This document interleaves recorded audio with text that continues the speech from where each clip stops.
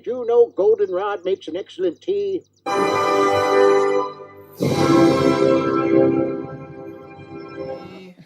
Happy birthday to me. Happy birthday, dear Aaron. Me. You are a sad, strange little man, and you have my pity.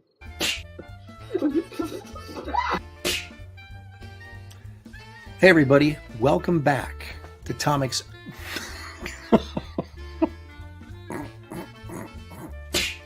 veteran of the comic book industry for 30 years I'm a writer, I'm an artist, and this sucks.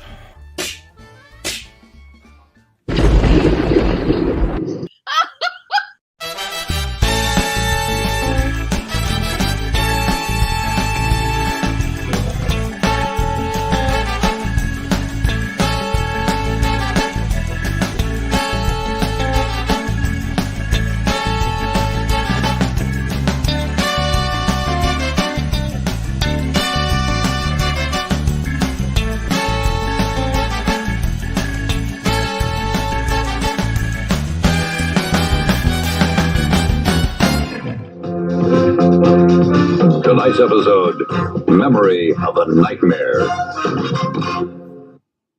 Don't start! We haven't left yet!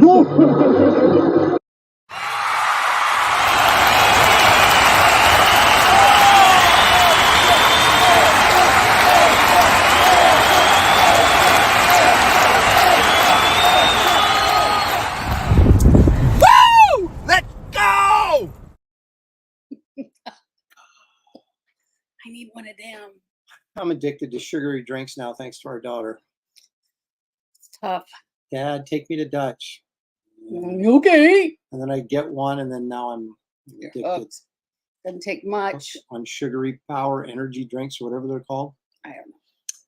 Hey everybody, welcome. This is Aaron Live. This is Shelley Showtime, and this is programming as good as it gets on YouTube. Find a new tube. Whee! That's a big statement. That's a brutal lie if I ever heard one. Live up to that. It's going to be tough. Well, we don't live up to it every week, so there's consistency there. See, But I keep trying. I keep trying, and that's all that matters. doesn't work. I can't get Shelley to show up for rehearsal. They're going to think that we really rehearse like it's. See, that's the thing. We do. You're asleep, and then I'm like, Oh, so when you say we, you mean you. yeah. Do you have like the puppet that plays me then? Mm-hmm. And little elves come in and help me. And then after we're done, we make shoes together. So Oh, there you go. it's a Is lot that of fun. what did you say the other day? I was doing something. You go, oh, never mind. I was cleaning the bathrooms. I thought the elves didn't. Oh, yeah.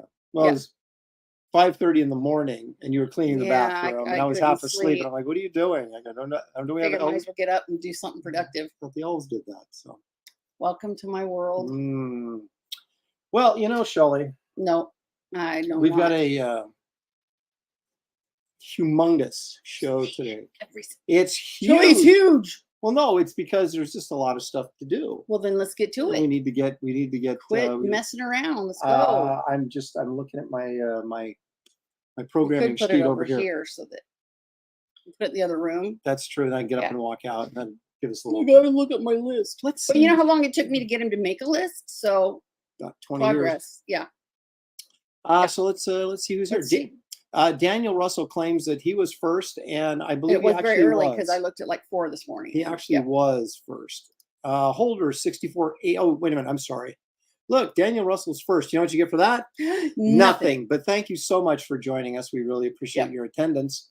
Holder 6480 is here. Past Master Dan says Shades of October. I don't know what that means, but hey, we'll go with it. Leg Kick has been on my case on social media all week long. Just dumb things that don't make any sense. And so it just really got under my skin. So I have to. Well, congratulations. Let's start the show off right. Okay. There you have it. That's for Leg the show, Kick. folks. That's it. Doesn't get any better than that. Where are we? Jeez. close your eyes when I scroll. Okay, let me know when you're done. Oh, look, Shelley's here. That's good. Yeah. Repairman Kind of. Jack says, well, somebody's finally going to get your jokes other than Shelley.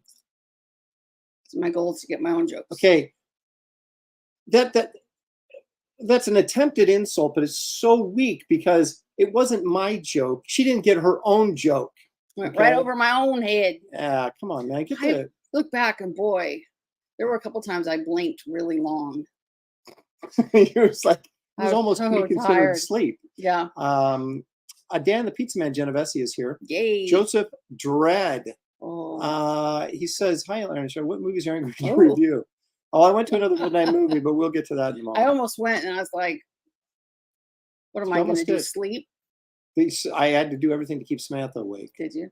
Yeah, she was like, I'm like, oh my God, this is where Frankenstein comes up. Just gave it away. Well, almost. not really. No. H is for Heretic is here. It says, Aaron Lepresti, in honor of your thumbnail, I watched Abbott and Costello. Okay, when I do that.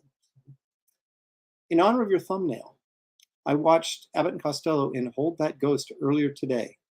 Hi, Shelley. Hi. Well, I do like Abbott and Costello, but well, we'll get to that in a minute. We'll get it. Yeah. Marcus Killiger's here. Now, Marcus, of course, knows everything about pop culture. So we have a question. Good thing we he's ask- here because we need him. No. Yeah. The good old the Gordox Pub is here. Ooh. Citizen Ronan, Bill Maxwell. It's gourd when you're gourded, like when the No, corn gets you. gourded is when you've like had too much to drink. When you get Oh. gored, that's when you get stabbed okay. with a tusk or something, Okay. or maybe a horn of plenty. Okay. Kevin Thomas is here. Abbott and Costello Meet Frankenstein is a masterpiece. Definitely my top 5 favorite movies. That's a lot of good memories. But we don't want to ruin it. Abbott and Costello one. I just think, yeah, we should have.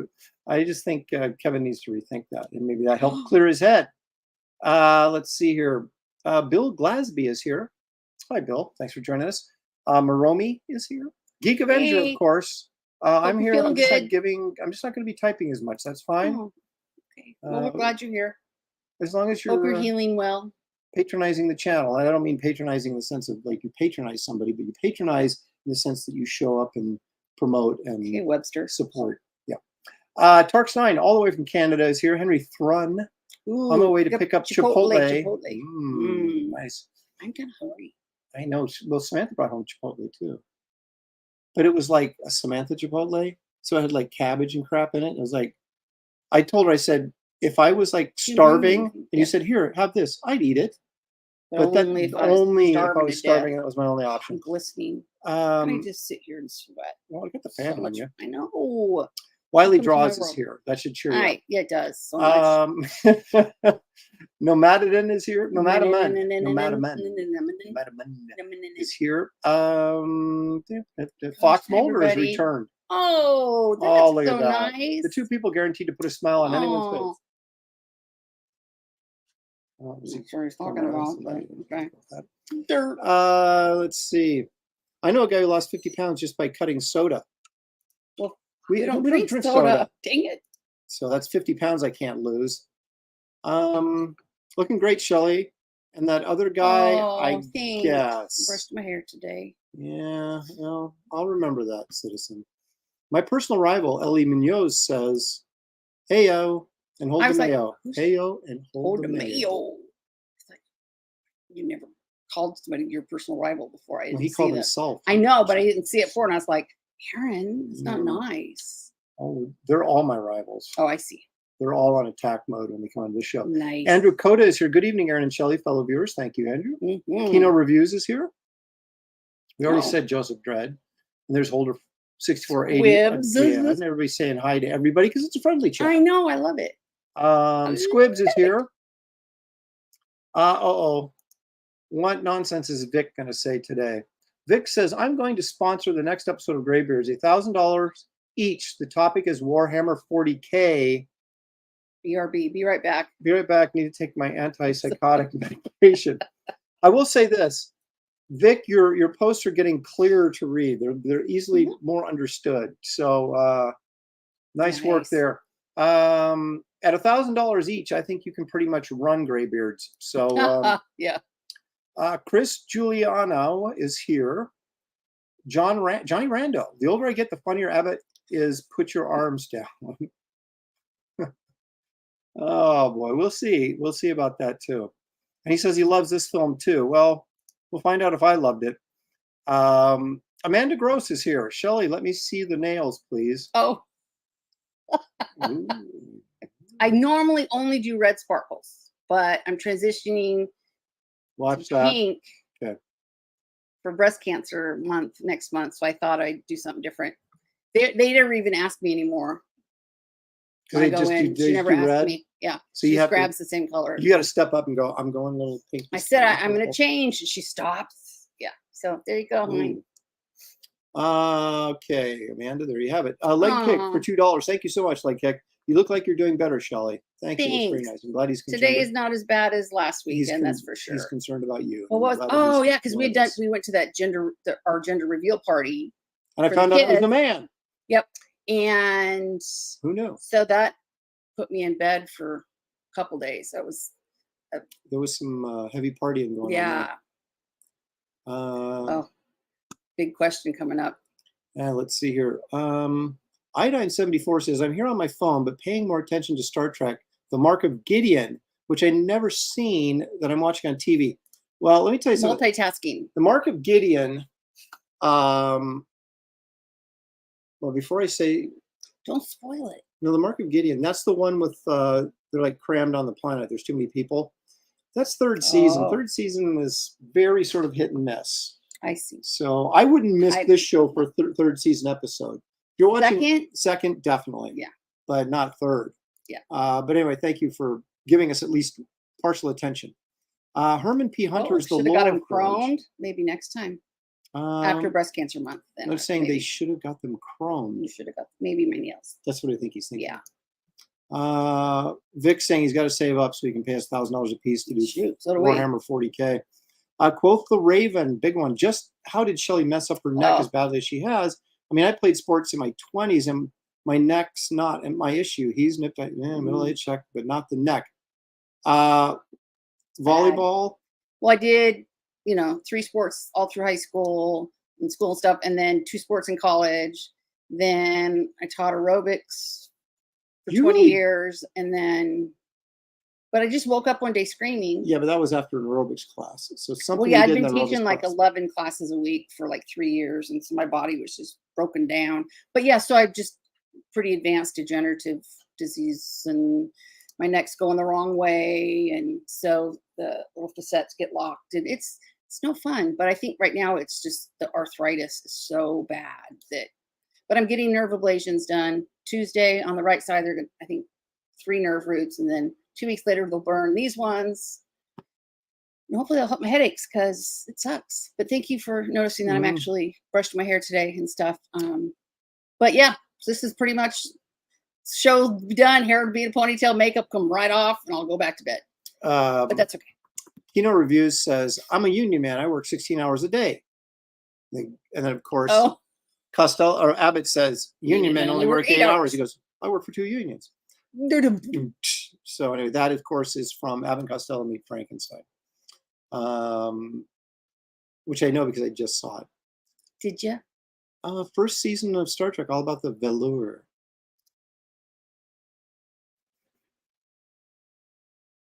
Chris Giuliano is like, I agree with that. First season, Star Trek season 3. Yeah. There's a couple decent episodes like the Enterprise incident, where they try to steal the cloaking device from the Romulans. That's pretty good.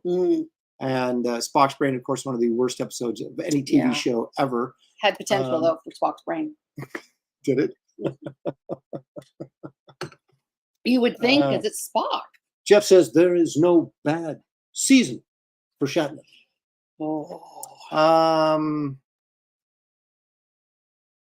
Iodine 74, he says, yeah, Chris Julian agreed. I caught almost all the episodes at this point, but haven't seen them all. I have many times. Shelley's doing a romance novel commercial or something with her hair blowing in the wind. Well, this has been fun. Enjoy. This has been fun. Woo! It's so hot up in the studio. If I could take a moment, Woo! I got 2 shirts on and a hat. Okay. And Welcome to my world here. admittedly, I'm warm, but not that I warm. hate it. Okay, so let's take a moment to do this public service announcement, then we'll get right back to the show.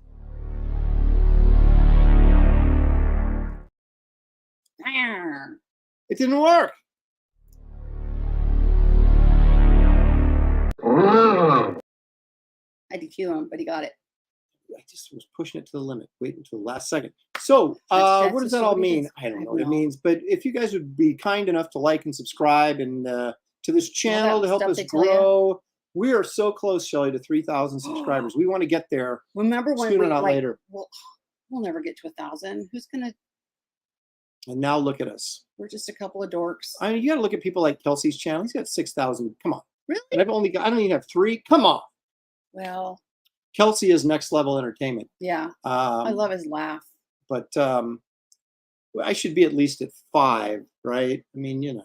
Sure. So anyway, help us get there by liking and subscribing, telling your friends that just the enormous amount of entertainment you get for your dollar on this show. They will forgive you later. That's right. For fibbing. Well, it's free. So True. how much entertainment do you actually expect? Oh, you guys are great. Thanks. Oh, that was so nice. Chris Trudell said, "We are great. Thank you." Oh, that's so We are nice. here. We are here. Clip that. No, don't. What? Okay. Nerds. Now people are saying they were Star Wars kids and not Star Trek kids. That's true. You got to be. Depends Now, on the okay, generation. but here's the thing. Let's you bring that up. I was only when Star Wars came out in 1977. I was 13 years old. Hmm. Okay, so you would think that's the perfect age to be pulled into Star Wars, right? But I was so Your mom watched programmed on Star Star Trek Yeah. before that ever came out. I mean, like 4 years old, I was watching Star Trek. So Star Wars never stuck with me, even though we went and saw the movie that summer when it came out, probably 10 times. Because whenever we were bored during the summer, we'd like, what do we do? Oh, let's go watch Star Wars again. It was $1.50, man. Right, right. So good old days, right? Aaron, you'll never catch Sasquatch. Kelsey's subscriber count. Is that a challenge? Let's just say throwing down. I know how to catch Kelsey's, that's his transitional name. Oh, goodness. Kelsey's subscriber numbers. I'm just not willing to do it. All right. So Marcus, your wife is always cold. I wish. Shelley's always hot.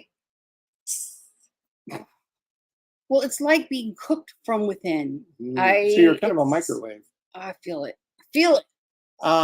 You know what'll help cool you off though? What? Snacks. Yeah. Let's all go to the lobby. Let's all go to the lobby. Let's all go to the lobby to get ourselves a treat. Get your crack. Asian pleasure sticks, Pocky. We're going strawberry this time because they're actually the best flavor, even though chocolate, you know. No. But strawberry really is the. Yep. No, Some skizzers. I can do this. I can do it. Well, I hope you guys all had a good week. Oh, just the smell. It smells like Frankenberry. Ooh, it does. I'm just reading all these now. Our chat is like the best, don't you think? Yeah. Yeah. By far. Strawberry cream covered biscuit sticks. Biscuit sticks. However, they are artificially flavored, so this is fake strawberry. They should do a biscuits and gravy flavor. Well, can you imagine? And for dessert, biscuits and gravy. Pocky. Yep. I never watched any of that though, really. Like Star Trek. I guess we watched whatever was on. You're 2 years younger than me, though. And so, well, and you're a girl. Although my mom most likely would be a girl. She liked Shatner. And my mom has always liked sci-fi. As a young girl, now she's turning 92 on Thursday. On Wednesday. And as a young girl, she read Buck Rogers newspaper strips, read Dick Tracy. She loved all that stuff even as a kid. So then when Star Trek came out as an adult, she was into it. But she always loved Shatner. So, but my point being, most women don't gravitate towards that type of material. Well, I think once my brother was born, we got to that age. Then we watched it more, maybe. I mean, he Oh, you watched He-Man, named didn't you? his son Luke, for goodness sakes. I watched Thunder the Barbarian. Thundar, that's what it was. Thundar the Barbarian. Yeah, Yep, was my favorite cartoon. there you go. Okay. So was Thundar with She-Ra? No, that was He-Man and She-Ra. Who was Mhm. the chick on Thundar? I remember. Lightning Pants? What was her name? Oh, I almost said something really inappropriate. I I know that would be shocking if I was Now, inappropriate. this is like really bizarre. Most women don't like Star Trek or Rush. Like, what is the connection there? I don't know, but he might be right on that. Princess Ariel? No, No, Princess Ariel was like the Tila. Taylor Ariel. So with Ariana? Ariana. Okay, so pretty much everybody's got an answer, but we have yet to see a duplicate answer. So Cool. Louis Brightman is probably correct, but Princess Ariel, that's also the Little Mermaid. Right. So it's a little confusing. I know, I can't help it. Huh. All right, I'm going to go with Ariel because I've seen it in there twice. Okay. Now 3 times. These guys would know.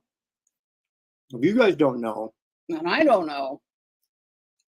then who's going to know? Uh, Well, Shelley, you know what Hmm. today is? Today is the 99th episode of the Wrightson Image of the Day. that was so amazing. You know what's next? I know. That is amazing when you think about it. Because 100 episodes is going to be, that's almost 2 years. We should have cake because, like, if you do 100 episodes for like a TV show, they have like a big thing. You're right. I got to plan something for next Yeah. week. That's going to be huge. I don't know what I'm No going to do. pressure. Though. That means Saturday night at 9 o'clock, I'm going to go, okay, what better am I do going to do? something for Got the to come show. up for the show. Shelley, No, I'm going to collect a ton of don't tell them. Oh, okay. It's a big And secret. then I'm going, And then you and won't then when believe what happens next. Mm-hmm. But actually what does happen next is we take a look at the Wrightson Nice segue. Image of the Day. Number 99. Here it is.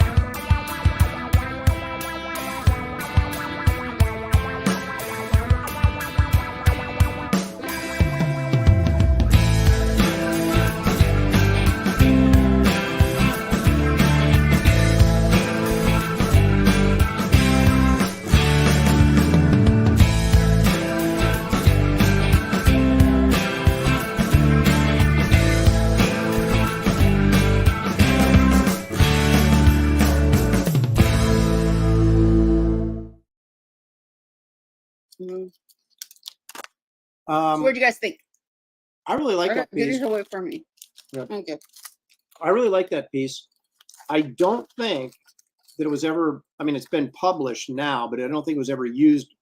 It was done in 1975, obviously to be the inside front cover of a creepy magazine, but I was unable to track down the creepy magazine that it actually appeared in. Oh. So, which led me to believe that it never got used, I see. which is very strange. Now, my only guess could be that Wrightson himself would have said, nah, don't use this. I don't like it for whatever reason. It looks unfinished to me. Like it was a, It might be. like when they go, what did they call them? Okay, give us Comps. 3. Okay. And then, because that's what we used to do, like, to That's get way too. covers That's way too approved. That's way too detailed to be a comp, though, because Oh. it was the inking was finished on it. It looked I didn't think a it was, little soft. it in had terms of- markers, but I don't think it was inked per se. Like, it's okay. I would disagree, Well, all right. and I'm then. the expert. Okay. But anyway, I do find it an interesting piece. It looks like a combination of watercolors, markers, and then ink. Because a lot of times you, like him, and then Frazetta did this, and Wrightson did it to some degree, where he would use watered down ink, so you get more of a gray Mhm. ink than you're getting a black ink. So that's not unusual to see in his work either. Mhm. But it did not have that kind of like polished punch to it that it made it Right. look like it was. So he may have quit, not finished it up. Mm. Maybe he did it and that's the way he intended it. It didn't turn out the way he liked, so he didn't use it. Because I can't believe Creepy would not have used that. But you never know. So there you go. So they Um, think. It could have been, yeah, but it might have showed up in a fanzine. It might have showed up in a lot of different places. I'm just saying, I don't think it was actually appeared in Creepy Magazine because I couldn't. I'm not saying it didn't. I'm just saying I could not locate the issue that it was in. Gotcha. And I have supposedly the complete works of Wrightson over there in Creepy and Eerie Magazine, and it wasn't in there either. So, in a book, published by Dark Horse. Oh, but that doesn't mean they left something out. I'm just saying I couldn't find it. I'm just saying I could not find it. But anyway, so next week will be the 100th Wrightson anniversary. That's going to be kind of the whole emphasis of the show. I don't know if I'm going to bring any guests on or not because you guys are always like, Aaron, bring on guests. That's more work. And I don't like work. Even though you just spent the last year working his butt off. I know, but I don't like it. Well, and I was going to ask too, like, we're thinking we want to add something new. So I thought I would just put it out there. What do you guys want to see? Okay, within reason, keep it family friendly. Keep it clean, you guys. I think that you guys like to see him draw. The problem is, and I agree, I'm going to do more draw streams and maybe even on this show once in a while, once I get done with Wraith of God. But the thing is, I can't show you guys what I'm working on because then spoilers, right? Yeah. So that's been the problem over the last several months. I have to do draw streams like Graybeards where we draw something entirely different. Right. Because I don't want you to see the pages I'm working on. I want you to get that in the book and then read it and go, oh, I don't want you to have seen everything before you get it. Right. So that makes it a little bit difficult. That's a nice transition though, because that's next on my list of things to do is let's take a look at our campaign real quick. Let me tell you guys where we're at, what's happening with it, and what you can expect in the not too distant future. I got to push about 6 buttons here. There it is, Shelley. You may have seen this before. This is what is it? This is my campaign, Wraith of God, Blood Hunters. This is the follow-up to the extremely successful first issue of the Wraith of God. Very popular. Graphic novel. Very well received. Well received, I hear. Well received. Yeah. Critically acclaimed. Some people might say. Award-winning. Probably wouldn't say that. But you could say it was critically acclaimed, or at least that people liked it. So that's kind of like being critically acclaimed, right? I don't know if any critics have actually acclaimed it, though. So, I don't know, all these words. I know, they're big words. Now, the interesting thing about this book, Shelley, and lesson learned, this is a massive 100-page comic extravaganza. Now, it includes a full-length Wraith of God story, which is 53 pages. How do I know it's 53 pages? Because you drew them. I drew them, but I also just got through editing the dialogue balloons. And so that's going out to Christina. I know you're in the chat. I saw you sooner. I'm supposed to get the corrections Monday, and then I will forward those to you for proofreading on the Wraith of God story. But that's not all, Shelley. Some people would say 53-page story. That's pretty decent. That would have been good. Just that. No. But no. No, there's more. There's a 16-page Garbage Man backup story. I know. Colored by our own Dan Lawless. And very Wrightson-y. Yes. So it kind of celebrates Wrightson, as we will be doing next week. Then, of course, we have the Nightclub.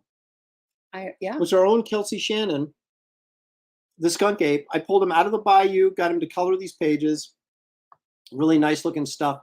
It's a really kind of tight 15-page story. Got some nice reveals and some spoilers, which we won't spoil. And then but that's, some people would say, well, that's plenty, or you better stop. No, but no. I didn't stop. I said, if we had a certain goal, if we had $100,000, we're going to get 14 pages of Kit Carter. Yep. And guess what? What? We got 14 pages of Kit Carter. Nice. I have 4 pages left to color. That's it? 4. That's it. Wow. So I'm hoping to get those done this week. I'm not the fastest colorer, but we'll get. Sammy's not here to do flats either, so. And the last 3 I have to flat myself. So anyway, that's what's in this book. And just by the way, guys, never again. Yeah, we're going to stick around. There's no way you can do 64 pages. One campaign a year and a 100-page book. We want to get a couple of books out a year, and I think if we do them at 64 pages, I think that's very doable. So, well, because we won't say any names, but you picked up a book yesterday? What you were Yes. telling me about. Yeah.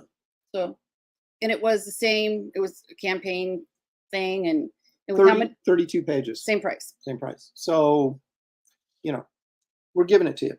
And in a good way, I mean. Yeah. So the other thing, Shelley, is I noticed is I want a trading card collection. Oh, yeah. So in this campaign, you get the Kit Carter card for free, colored by the top colorist, the top colorist in the industry. And his name will magically appear right below mine, right down here.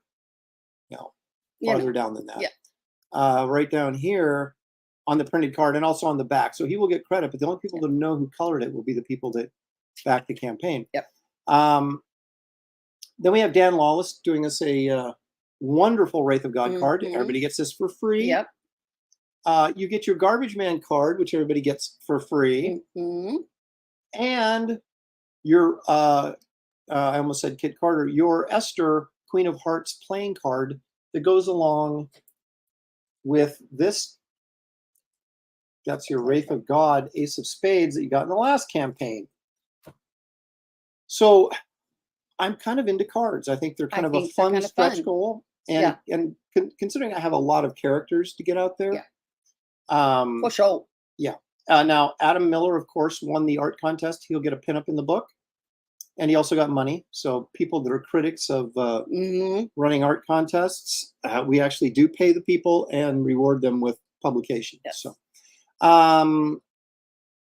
you can get the Simon Bisley cover if you'd like, Shelley. Yeah. You can get the wraparound cover. Loving the wraparound. You can get the Tales of Suspense tribute cover if you'd like. Or you can get the Tomb of Dracula #1 tribute cover. Yeah. So you have a lot of options. There's some colored pages from the story. It's the rise of Count Korvac. There he is. There's a little Dan Lawless action for you in the colors. Of course, I penciled and inked as well. Night of the Living Jed. Night of the Living Jed. There's some Kelsey action on the nightclub story. Pencils and inks, of course, by me. By moi. And then a little Kit Carter. And I've been showing some of that on social media as well. I just put the order into the printer for these, the limited edition prints. You can still get them, though, because I did over-order, as I tend to do. Yep.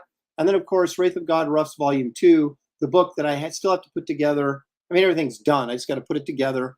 Take me probably a day to put that together and get that off to the printer as soon as I'm finished with Kit Carter. So there's just a ton of stuff. And there's the Merv the Astro Chimp card, also known as the Phil Diaz card, that you got for free if you signed up early. If you didn't sign up early, you can still buy it for $5, which I think is, it's reasonable for a Merv card. So anyway, we've got hats. These are still available. The shot glasses. Garbage Man trade got some paperbacks still t-shirts available. left. Yes. Anything like that. You can contact me directly about that kind of stuff, and we'll hook you up. Close your eyes as I spin by the. There we go. Okay. So anyway, the link to this campaign is in the description of this video, Shelley. Nice. All you have to do is go into that description, hit that link, it'll take you right there, and you can back it. So what do you think approximate date-wise will start fulfillment? This is an interesting question. It might be. Well, I'm hoping that, now, here's the thing. If I finish coloring by the end of this week, which is my goal to get the thing done by the end of August, I'll be very, very close. Then the Kit Carter stuff has to be lettered, but it won't take very long, probably 2 days tops to get those lettered. Proofread, another day. Then all that goes to my designer, who then puts the book together. Now, he can probably put it together in a few days, but so we're looking at probably the end of the first week, probably the start of the second week of September, this is going to the printer. How quickly can they turn it around? I don't know. They won't be able to tell me until I actually get them the files. Yeah. So that's what, but I'm guessing it's going to be at least 3 weeks. Okay. So we're looking at, it's going to start fulfillment probably in early October would be what I would guess. Last time we did fulfillment, I managed to have surgery. You're going to do it again? And it will happen again. It's an annual event. But I want to show you guys something. Oh my gosh, pretty much. So this is the cards that exist in the Lopresti verse so far, of Empire Comics trading cards. The very first one, of course, was the limited edition Wraith of God card that came with the first campaign. This was the early sign-up card. Okay. Now, the interesting thing about this is it's uncoated. It's like the old baseball cards. Used to be getting those gum packs. So I did it that way on purpose because I just kind of wanted to look old. So these are actually, I still have some of these that are available for sale. And we've Then got some of the sticker sets and stuff still too. Yeah. Merv, the Astro Chimp, will be the card that goes out for the early sign-up peoples for this one. Okay, so we have 2 limited edition cards, part of the card set. And then I said, well, what else do we got? Well, we got the Esther card, which everybody got, the first campaign. And then the Eon Chance card, which everybody got that backed the second chance campaign, the second printing campaign of Wraith of God. But that's These are also- available as well, right? Okay. So I looked at that and Fulfillment's said, gonna be that's all tough. we got is 4 trading cards? That's it? That's crazy. So I added 3 to this campaign, and I have already commissioned and have seen part of the done 3 cards from David Williams for the next campaign. And I will be doing a couple more as well. So I want to get this card collection up to about 25 cards. That's my goal. Now we have the playing cards. Those aren't really part of the card sets because they're different, but they're still cards, I guess. But yeah, so David Williams will be doing a couple of characters from Power Cubed, and he's also did the Impurus trading card. You guys will remember, those of you who got the sticker of Impurus. He'll be coming up soon as an important role, a very important role in the Cool. Loprestiverse as it expands. So I wanted to get a card out of him. And so there you go. So that's stuff that's coming on the horizon. That'll all be available in the Kit Carter graphic novel campaign, which will be launching, hopefully, if I get all the artwork done by the end of September. Sign up will be, I'll have the sign up in about a week for early signups for that. So yeah, anyway, he's got nothing going on. Yeah. shiny bald head. Hard working guy. Anyway, so Well, thanks. there Didn't you do go. anything. Oh, is it my question? Good It's a job, good Shelley. question.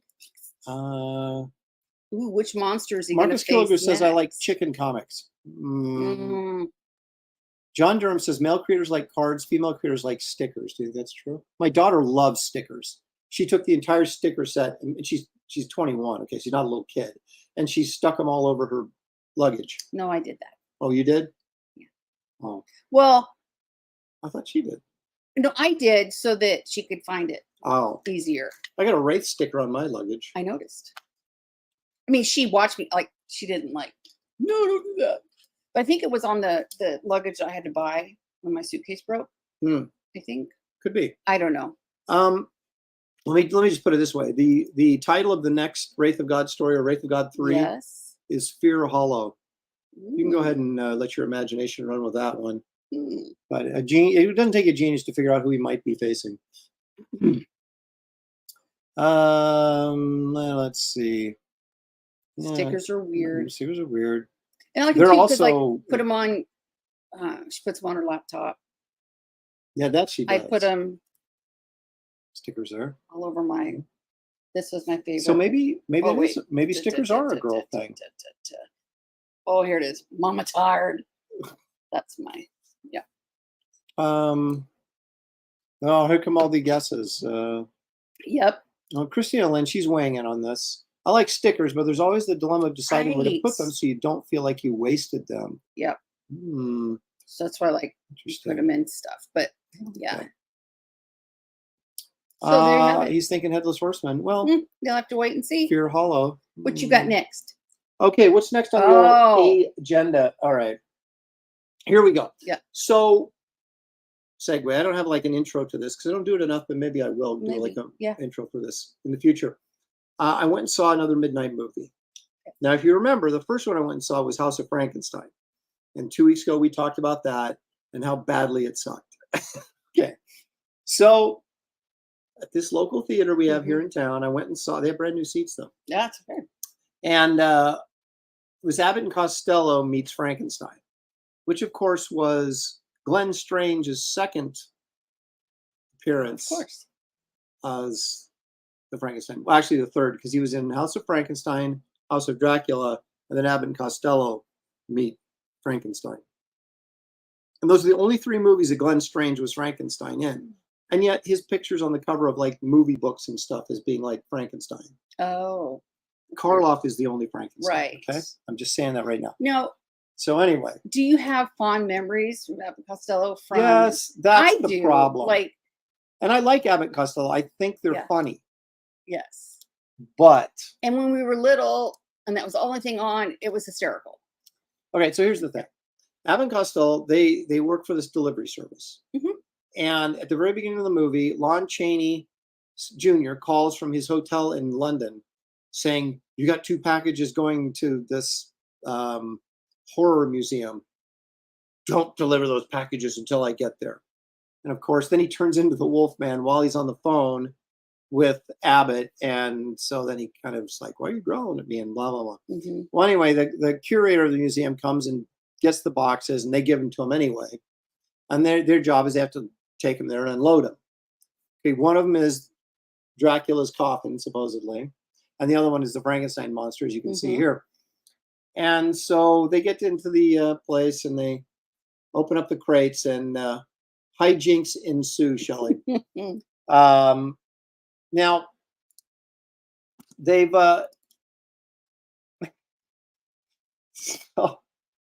oh my goodness. So It's so goofy. I loved it.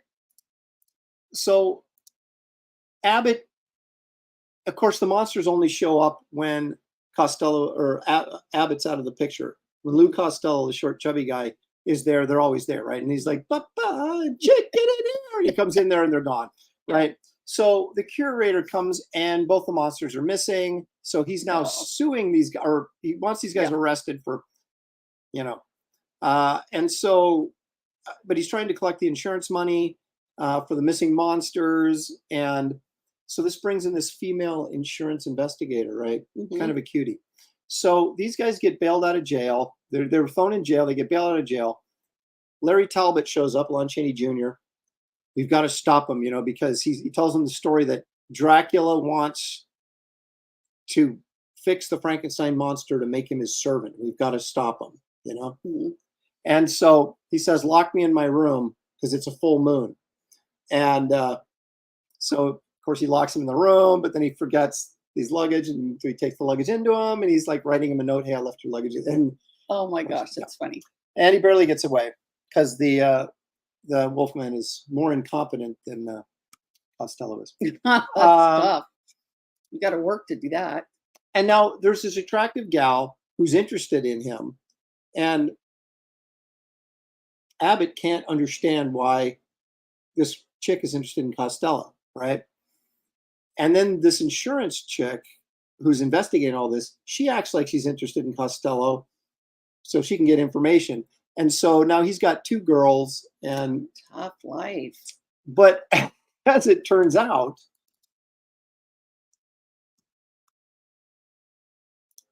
Yes. I know. As it turns out, here they are in the museum practicing their hijinks. So they got Bela Lugosi for the role, which was nice. Mhm. And then, of course, Glenn Strange is Frankenstein. But anyway, this girl turns out that she's in cahoots with Count Dracula. She's like an evil scientist. Dang. And the reason they want Costello is because Dracula wants to put Costello's brain in Frankenstein's body so that Frankenstein will be more subservient, because they figure Costello's so stupid he'll do whatever he's told, kind of thing. And that, ladies and gentlemen, is our plot.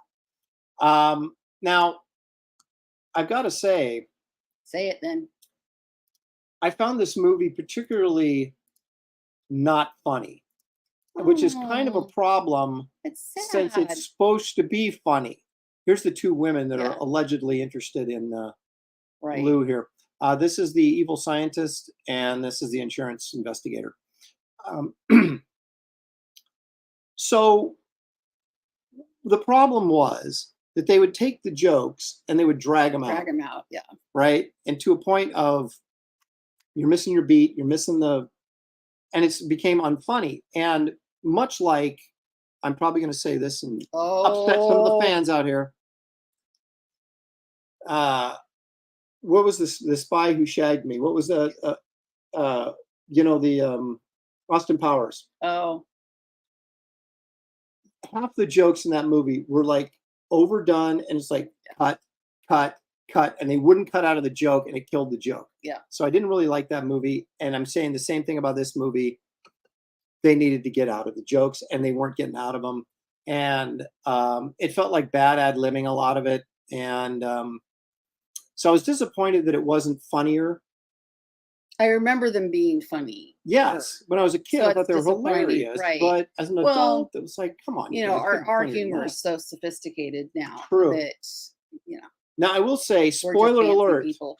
Oh, Spoiler alert. how could there be a spoiler alert? You've already said the whole plot. Well, no, I didn't give away the big ending here, Oh. which is they're about ready to operate on Costello to Bell. remove his brain to put it in the Frankenstein monster. And the Frankenstein monster breaks loose, right? And the Wolfman's loose. Everybody's chasing everybody at the end. It's like a Scooby-Doo episode, right? Yep. So the Wolfman's going after Dracula, Frankenstein's going after Costello. And so in this very sort of lighthearted monster romp, shall we call it, Frankenstein picks up this chick, the evil scientist, and throws her to her death out a window. She breaks it Wow. up, and I thought, wow, that is really dark for a Abbott and Costello movie. And then we just, you know, the hijinks continued. Wait. Oh, not in this picture, but you can see him in the mirror. Yeah, I watched that too, Oh. because he puts the bite on this gal. This gal was his partner, but then Puts a she, bite on her. well, she Yep. was like, hey, you know, this is getting, you know, with the insurance investigator Yeah. and everything, it's getting a little too hot. We need not to do this. He's like, you will do what I say, and then he What do you bites her. think? What do you do? "Hey, well, you will do as I say. And he does a lot of this in Does the he? movie. It's kind Yeah. of the prerequisite. And he puts the bite on her, and then of course now she's his vampire slave. And but yeah, so she gets picked up by the monster and chucked out the window. Wow. And you're thinking, wow, that's hilarious. Here's the Yeah. good point. Yeah. Yeah. I was just gonna say, like, they say their joke and then they try to explain it, and that makes it not funny. I And agree. Christina was thinking the same thing. Good Well, job. yeah, it's I just felt like they crammed about 15 minutes worth of material into an hour and a half. Mm. Well, they're and- probably cranking them out too, aren't Yeah, they? probably. And I gotta say, I'm a big Abbott and Costello fan, but this missed the mark Mm. We'll terribly. have to watch another one. Yeah. Maybe it'll make me feel better. So I We can can't watch them at home. I hate going to I can't theaters. go thumbs down, Shelley. Oh, I can't go thumbs no. down. In fact, I will say House of Frankenstein, which I thought sucked, was better Better. than this. Because That's harsh. Boris Karloff was in House of Frankenstein, and he was actually trying Oh. to give a good performance. And the Hunchback guy, J. Carroll Nash or whatever his name was, he put a little effort into it. Mhm. So this was bad writing, bad directing, Mm, that's and so sad. bad editing. So of course, if they'd What about edited it the way it should have been, it probably would have been 20 minutes long. So they probably Oh, they had to. Yeah. So there you go. They were cranking them out. That's my rather detailed You and think? harsh review All right, of for a the next kids one, classic. I will watch with you if we can do it at home. I just can't sit in the theater and look up at the screen for a long time, because then I think the last movie we went to, I ended up crying by the end. Not for the movie, but from pain. So same thing with what was the ride that was so bad at Disney? Oh, Pirates of the Caribbean. I thought, well, that'll be fine. Because you're looking up. Well, all the no, time, right? they had so many boats in there. They just kept Oh yeah, we kept ramming running into and us, it and would so I- give you whiplash and stuff. Oh, it was horrible. And I could do rides like Space Mountain and stuff because they weren't so jerky. They, even though so I would ride them and I would hold my neck. You had trouble on the Matterhorn too, because that was so. Yeah, it was rougher. Of course, it was made in. But then I think, updated in if I 50 years. never did anything, if I avoided things that I thought might hurt, I would never do anything. So It's true. um But you did avoid Abbott and Costello Meet Frankenstein. I did. If you got to stay up till 2 a.m., I need a little bit more. The Mm. movie had to be much worse, so it was funny, like maybe The Devil's Reign starring Shatner, or something like that, or Commando. But this was just bad enough to be bad. There you have it. I think folks. it's. Now John Durham says it's all too highbrow to me. I prefer the Stooges. Actually, the Stooges are funnier. But I do like Abbott and Costello. I just was really disappointed this movie wasn't Mhm. funny. And didn't they make like cartoon Yeah. out of them? But they weren't. They were like mice or something. Yeah. Yeah. Warner Brothers did, like they were mice. That's right. Abbott and Costello's Yeah. mice cartoons were great. Paul Taylor says Commando was a classic, and you would be right, it was. A Danky Frankie doesn't agree with you. The Space Mountain is pretty herky-jerky, a lot of quick turns. I rode that once when I was 19 and I almost puked, and that was it. I've never gone on that Josh again. and I love roller coasters. I'm not good with motion sickness on. But even on side the to side. California Screaming and stuff, if it was like, even if it was fast, it was smooth, and I could just kind of hold my neck. Because if I wore my soft collar, I'm not sure they would have let me on the. Can you imagine me trying to get on a ride and my neck brace on? Yeah, I'm sure they're going to let you go on that. Yeah. It'll be fine. It'll be fine. Art of Roy says Marx Brothers for me. I like the Marx Brothers too. Well, we're gonna have to do some investigating then. Johnny Rando says Graham Nolan should be here to defend this masterpiece. Ooh. Look at Graham and I, for guys that have similar tastes, we don't agree on anything. He doesn't like Star Trek 2. He thinks Star Trek 1 is better than Star Trek 2. We had a whole debate Holy cow. on his show about that. And if he likes these movies, all I can say is You didn't give me a tr- Okay. so anyway, yeah, I was just a little disappointed there because I thought, oh, at least it'll be funny, and I laughed like 4 times. But in an hour-and-a-half movie, you got to laugh a little bit more than 4 times. So, oh my gosh, saw someone riding a ride with a halo. Wow, really? Somebody's gonna lose their job for letting them on. Wow. There we go. This is hilarious. Not a chance. Star Trek: The Motion Picture sucked. Come on, Paul. Don't Even the sugarcoat cast it. didn't like it. Wrath of Khan redeemed the series. Yeah, I totally agree. But Graham is a contrarian, and a nonconformist for sure. So what was this? I eat green berets for breakfast, and right now I'm very hungry. Was that in? I remember he said I eat green berets for breakfast. Arnold in Commando. Uh-oh. Or was that the bad guy? No, it was the bad guy. Wasn't it the guy who played Wes in Mad Max? He was the bad guy. I think he said that line. He had a lot of cornball lines in that movie. Yeah, everybody's going on the Commando bandwagon right now. Everybody's going Commando? Ooh, too much information. James Murphy apparently is a contrarian too. I agree with Graham. I like Star Trek: The Motion Picture. I will say this: if you get the director's cut, it's better. But it's still long and slow, and maybe I need to watch it and I'd sleep better. Oh, I can't sleep. Because he says to the captain, he takes it's Commodore Decker's son, and he's Admiral Kirk, and he takes command of the ship, and he says, Decker, this is not a competition. I do remember that. Yeah. James says, I've never contrared, and Ian never. Never contrared, and Ian never. I don't know. It means something. I think he missed. Any Ian. I've never contrared, and any Ian ever. Contrarian. And Ian ever. James, you got to explain the joke. Perfect cure for insomnia. Yeah, a lot of people do that. And I'm a Star Trek apologist. It's okay. I'm fine with Star Trek 1, but it's Star Trek 2. There's no comparison. Jurassic Con or nothing. She seems like, let's move on. Okay, we could talk Star Trek all day. Well, that's not really what we're here for. Well, it is kind of what we're here for. Contrarian. Oh, I see. I got you. Contrarian. All right, good one. All right, what's next? Hey, you ready to get out of here? Comics. Contrarian.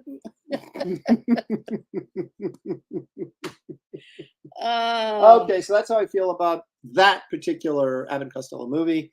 Not a fan, but I am a fan of comic books, and I'm hoping you guys are too, because now we get to do the shortest intro in the history of intros. Where is it? I can't find anything, Shelley. There it is.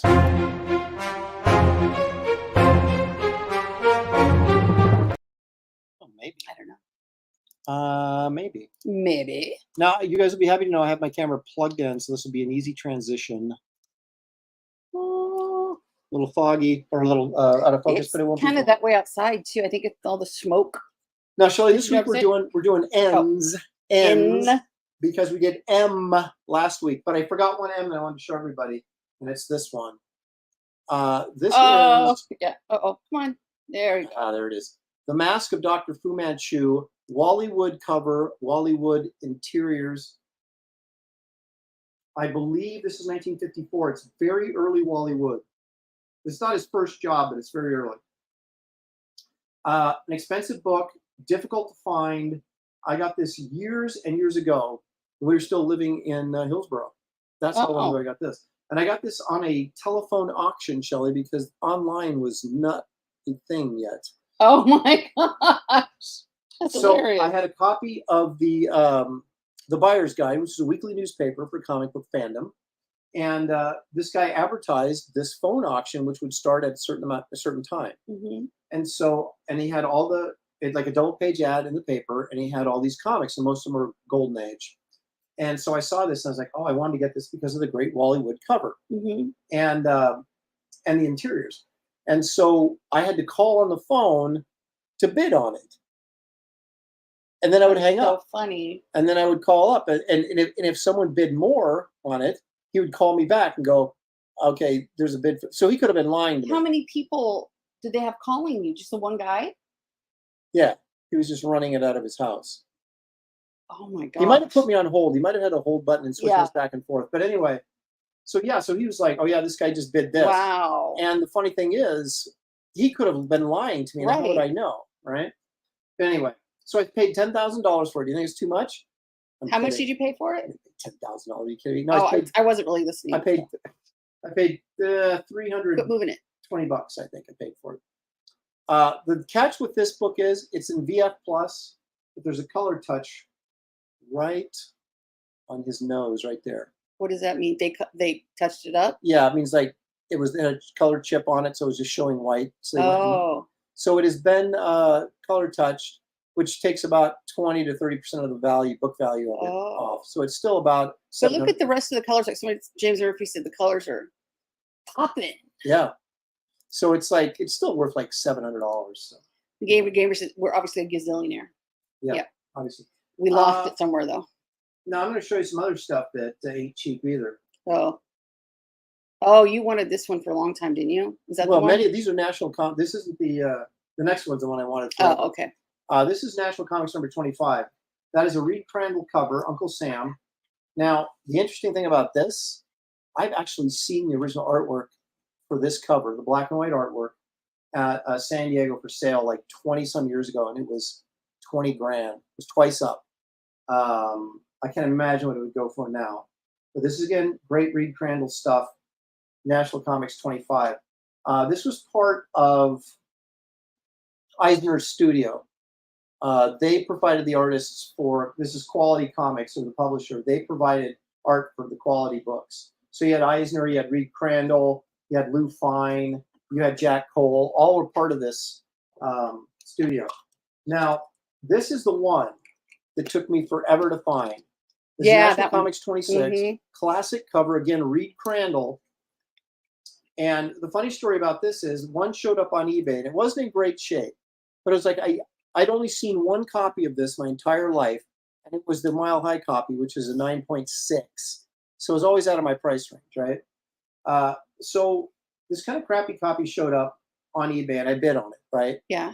Then before it was over, if you remember, this showed up also on eBay. So then I was like, and this was in better condition. This is like a fine condition. It has some foxing here along the edges, but it's in pretty nice shape for 1941.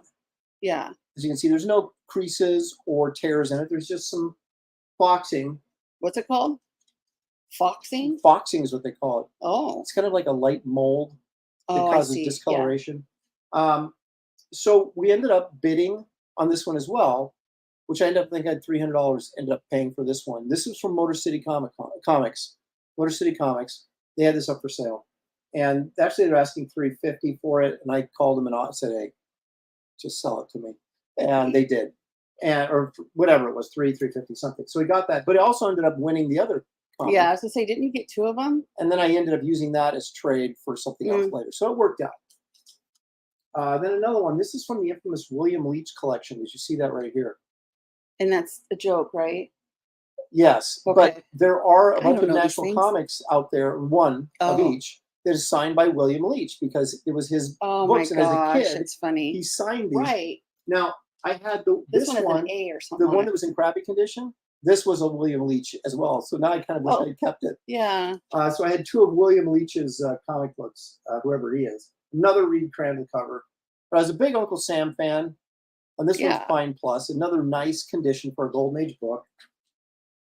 Picked this one up from Metropolis. This is a Fine Plus. Another Reed Crandall Uncle Sam cover. Mm-hmm. And you're probably saying, well, Aaron, is that all the National Comics you have? Well, no. You'd be wrong if you thought it was. All right. Are you ready for this? I don't know where half of these came from. I got to cover this up with my thumb because it has a racist image of a small black child. And I don't want to get in trouble for showing it. This is Lou Fine. Now, this is a great classic cover. It's got a tiny head. Yeah, it's all style, baby. Oh, I got you. I got you. This is number 21. Now, look at this. This is graded 7.5. And look closely what it says here. Ooh, from the personal collection of Aaron Lopresti. But anyway, this is the second highest graded known copy of this book. And I've got it. Wow. I got to, who said Citizen Ronin? Just sell it to me, Aaron Flexen. You're flexing big time right now. Because I know the guys at Motor City. And they'll say, hey, just flexing. I want it, sell it to me. I wish I could still flex. I can't don't have too, muscles but anymore. nothing shows up. That's the problem. It's flexing, but you can't see it. Just trust me. Yeah. So I have the second highest graded copy of this book. And the other one's a 9.6 from the Mile High collection. So. That is so funny. And now here's one of my bigger disappointments in the collecting comics. I bought this, Shelley, and I really thought this was an 8.5 or a 9.0, but I never opened it. Paying attention. Oh, sorry, honey. I never opened the book. I sent it in to get graded. Yeah. You know why? 5.0. You know why? Why? The centerfold is loose. Right, but you didn't open it. I so didn't you know. Yeah. And so this is a beautiful, like 8.5, 9.0 copy of this book, but it only grades as a 5 because the centerfold's loose. It's outrageous. And another fantastic fix it. Reed Crandall cover. Well, that would be then like that would count. That would downgrade it. So you don't really gain anything. Back, oh, because it got repaired. Gotcha. It's not in its natural state. Okay, so now here's a few other ones I'll show you just from the ends. New Teen Titans. Number 1. This was kind of like DC's X-Men book. It's worth, I don't know, $40-50. I got it for $20 a few years ago. It's a nice 9.4-ish type copy. George Perez art. I'm not a big DC guy, but you know, for $20. Now look at that. Not brand. I love this book. This is Marvel's humor book. It's got a ton of Marie Severin art, Gene Colan, Kirby did a little work in here, Dick Ayers did, but all sort of in a very humorous style as they were parodying their own stuff. This was last about Man. who I brought back in Marvel's What The early in my career. So I have the whole run of this series. This one again, it's 9.2-ish.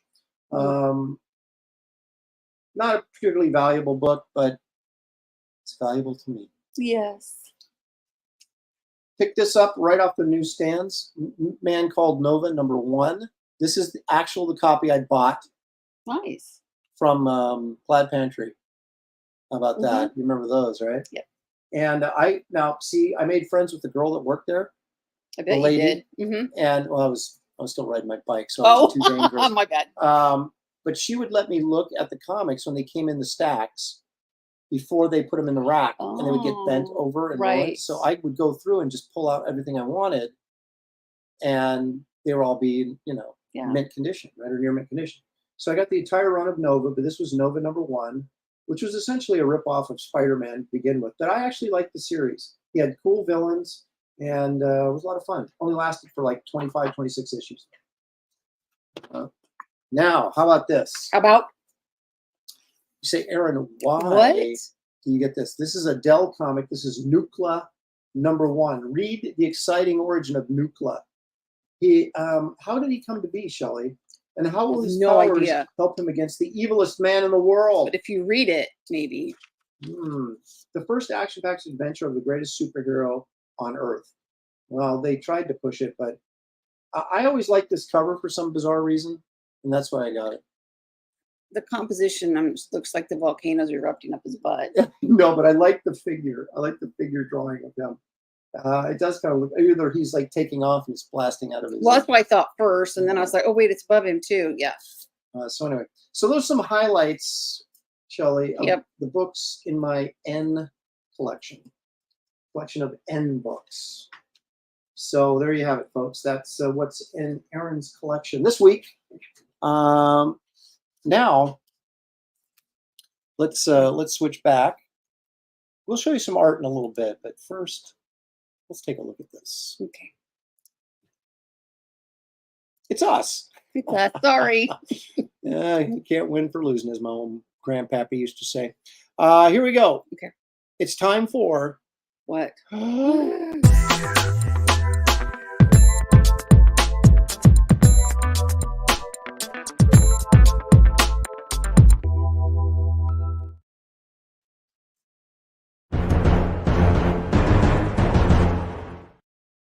Wait a minute, I was going to do a little intro. Oh, first. sorry. He goes, yeah. Shelley's pushing it along. I got places to be here. I can move this along a little bit. I don't want to start complaining, but my head is killing me. Yeah, Can can you I hurry go up? now? So anyway, these are not series, but like a story arc within a series, like a 2 or 3 page story arc. Oh. That occurred like Thor would have a certain storyline. You'd go, oh yeah, I really like that one. Oh, okay. I got you. Oh, so yeah, you didn't really say what the 5 were. Just pushing it right along there.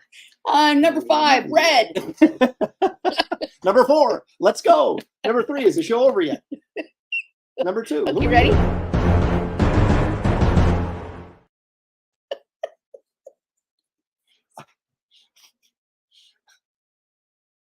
It's like you're a child or something with it. Oh, look at this does when I push this button. What's his button? Oh, sorry. I do have a couple of honorable mentions that I like to do because 5 sometimes isn't really. And what are the topic story arcs? Rehearsal.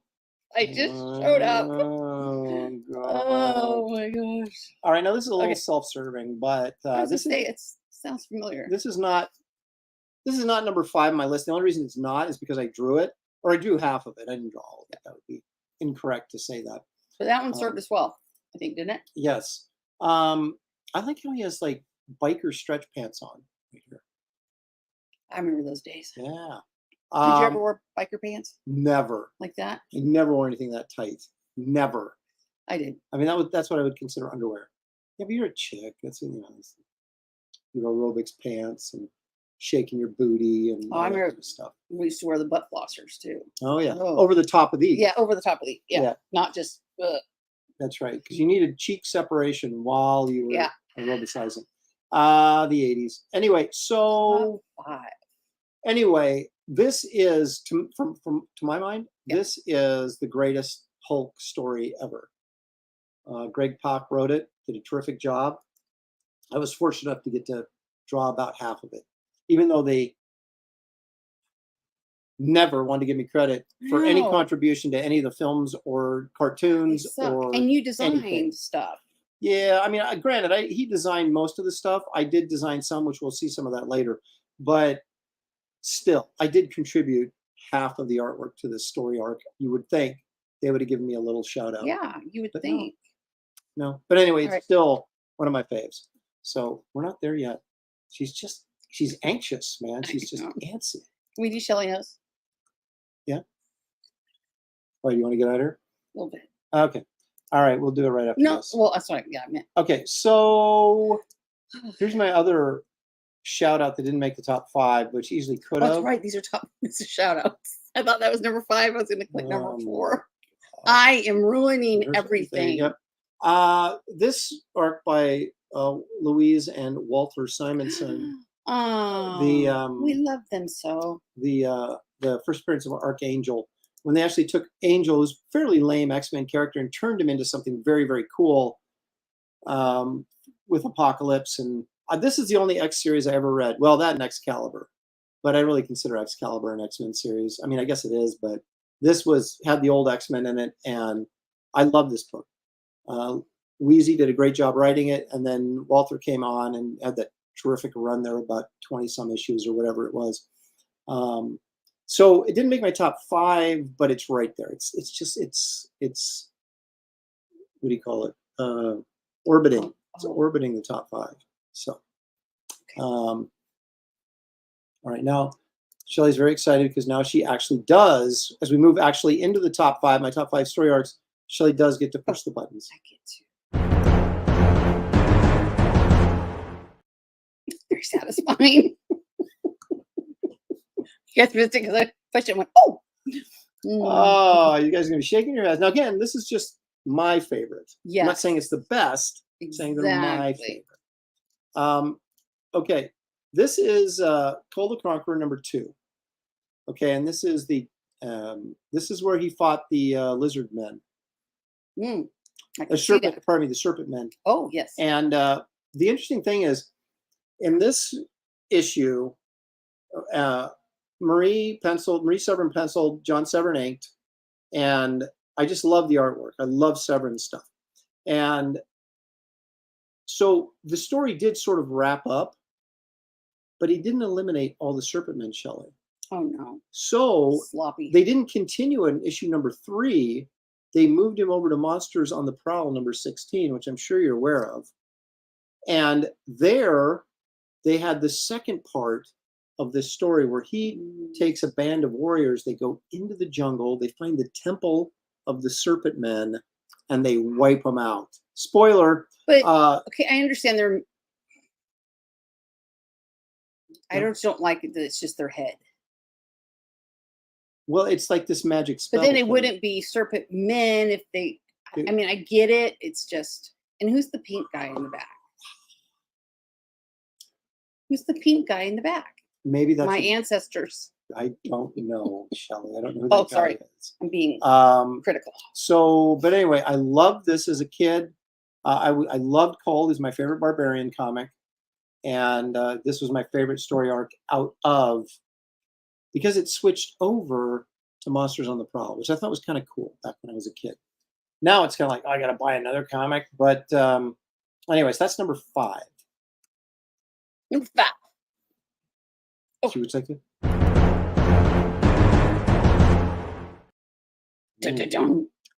Now you've seen this before, but you'll see it again. Right now you will. Yeah. So this, of course, is Captain America 110, but it's the first part of a 3-part story: 110, 111, and 113. 112, Stranko got behind, and so Kirby did a fill-in on 112. So 112, 110, 111, 113. Now, Captain America, everybody knew that he was Steve Rogers. So in this story, but then they pretend like nobody knew. No. Right? Everybody knew. I mean, the world knew, everybody knew, and he felt like, I need my secret identity back. So this whole story is this thing about how he ends up, he fights Hydra and Madam Hydra and all this kind of stuff, and it looks like he gets killed. Then he comes back from the dead, and then we see at the end he leaves like he fakes his own death again, but it's like the death of Steve Rogers. So then the news crews, they pick up like his garments in the water from where he drowned or where they think, and they pull up this mask of Steve Rogers, and they go, "Oh my gosh, Captain America's been pretending to be Steve Rogers all the time. Who is he?" And then he has his secret identity back. So he puts on like Steve Rogers was this fictitious creation. Gotcha. And then he kills off Steve Rogers and then gets his secret identity back. But as the artwork in it is fantastic, it's Stranko. It's the best work he ever did in comics, in my opinion. But he also wrote the story. The story's fantastic. Yeah, the Hulk's in it. The Hydra's in it. He dies. He comes back to life. Steve Rogers dies. Comes back. I mean, there's just. Before that was the Rick norm. Rick Jones has an identity crisis because he's trying to follow in Bucky's footsteps. Jones. That's the guy who's playing Bucky, his partner. Oh. He's trying to take Bucky's. Rick Jones was like the perennial sidekick in Marvel. He got passed around. He was the Hulk sidekick. Yeah, it sounds kind of gross now. But yeah, he was the Hulk sidekick for a while. Then he became Captain America's sidekick. We tried to become Bucky. And then he ended up becoming Captain Marvel. Like, no, it's your turn to take him. Yeah, Captain Marvel's sidekick. So anyway, I like how Stranko put his name right at Right, Captain's Captain- butt. but- He could have put it down at the bottom, but, But no. no. right at Captain America. And right on the tushy. But so this is number 4 for me, Shell. Okay. I know some people we've seen these stories before and stuff, but you know that's why they're my favorite comics is because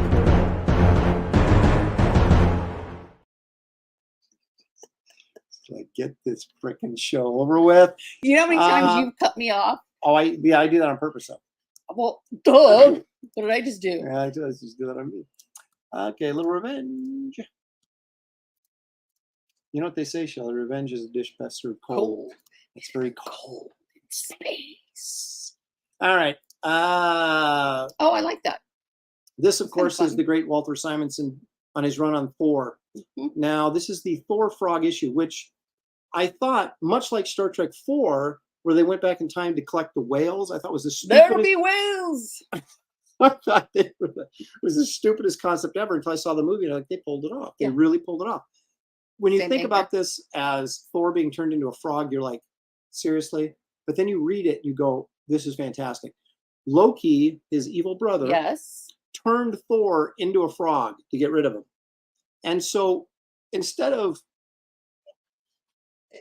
what you might think that, oh, he goes and tries to get some human beings to help him or whatever, he stays in frog world and defends the frogs against the alligators in a massive frog alligator war. Did he And have it's Did he have fantastic. his hammer?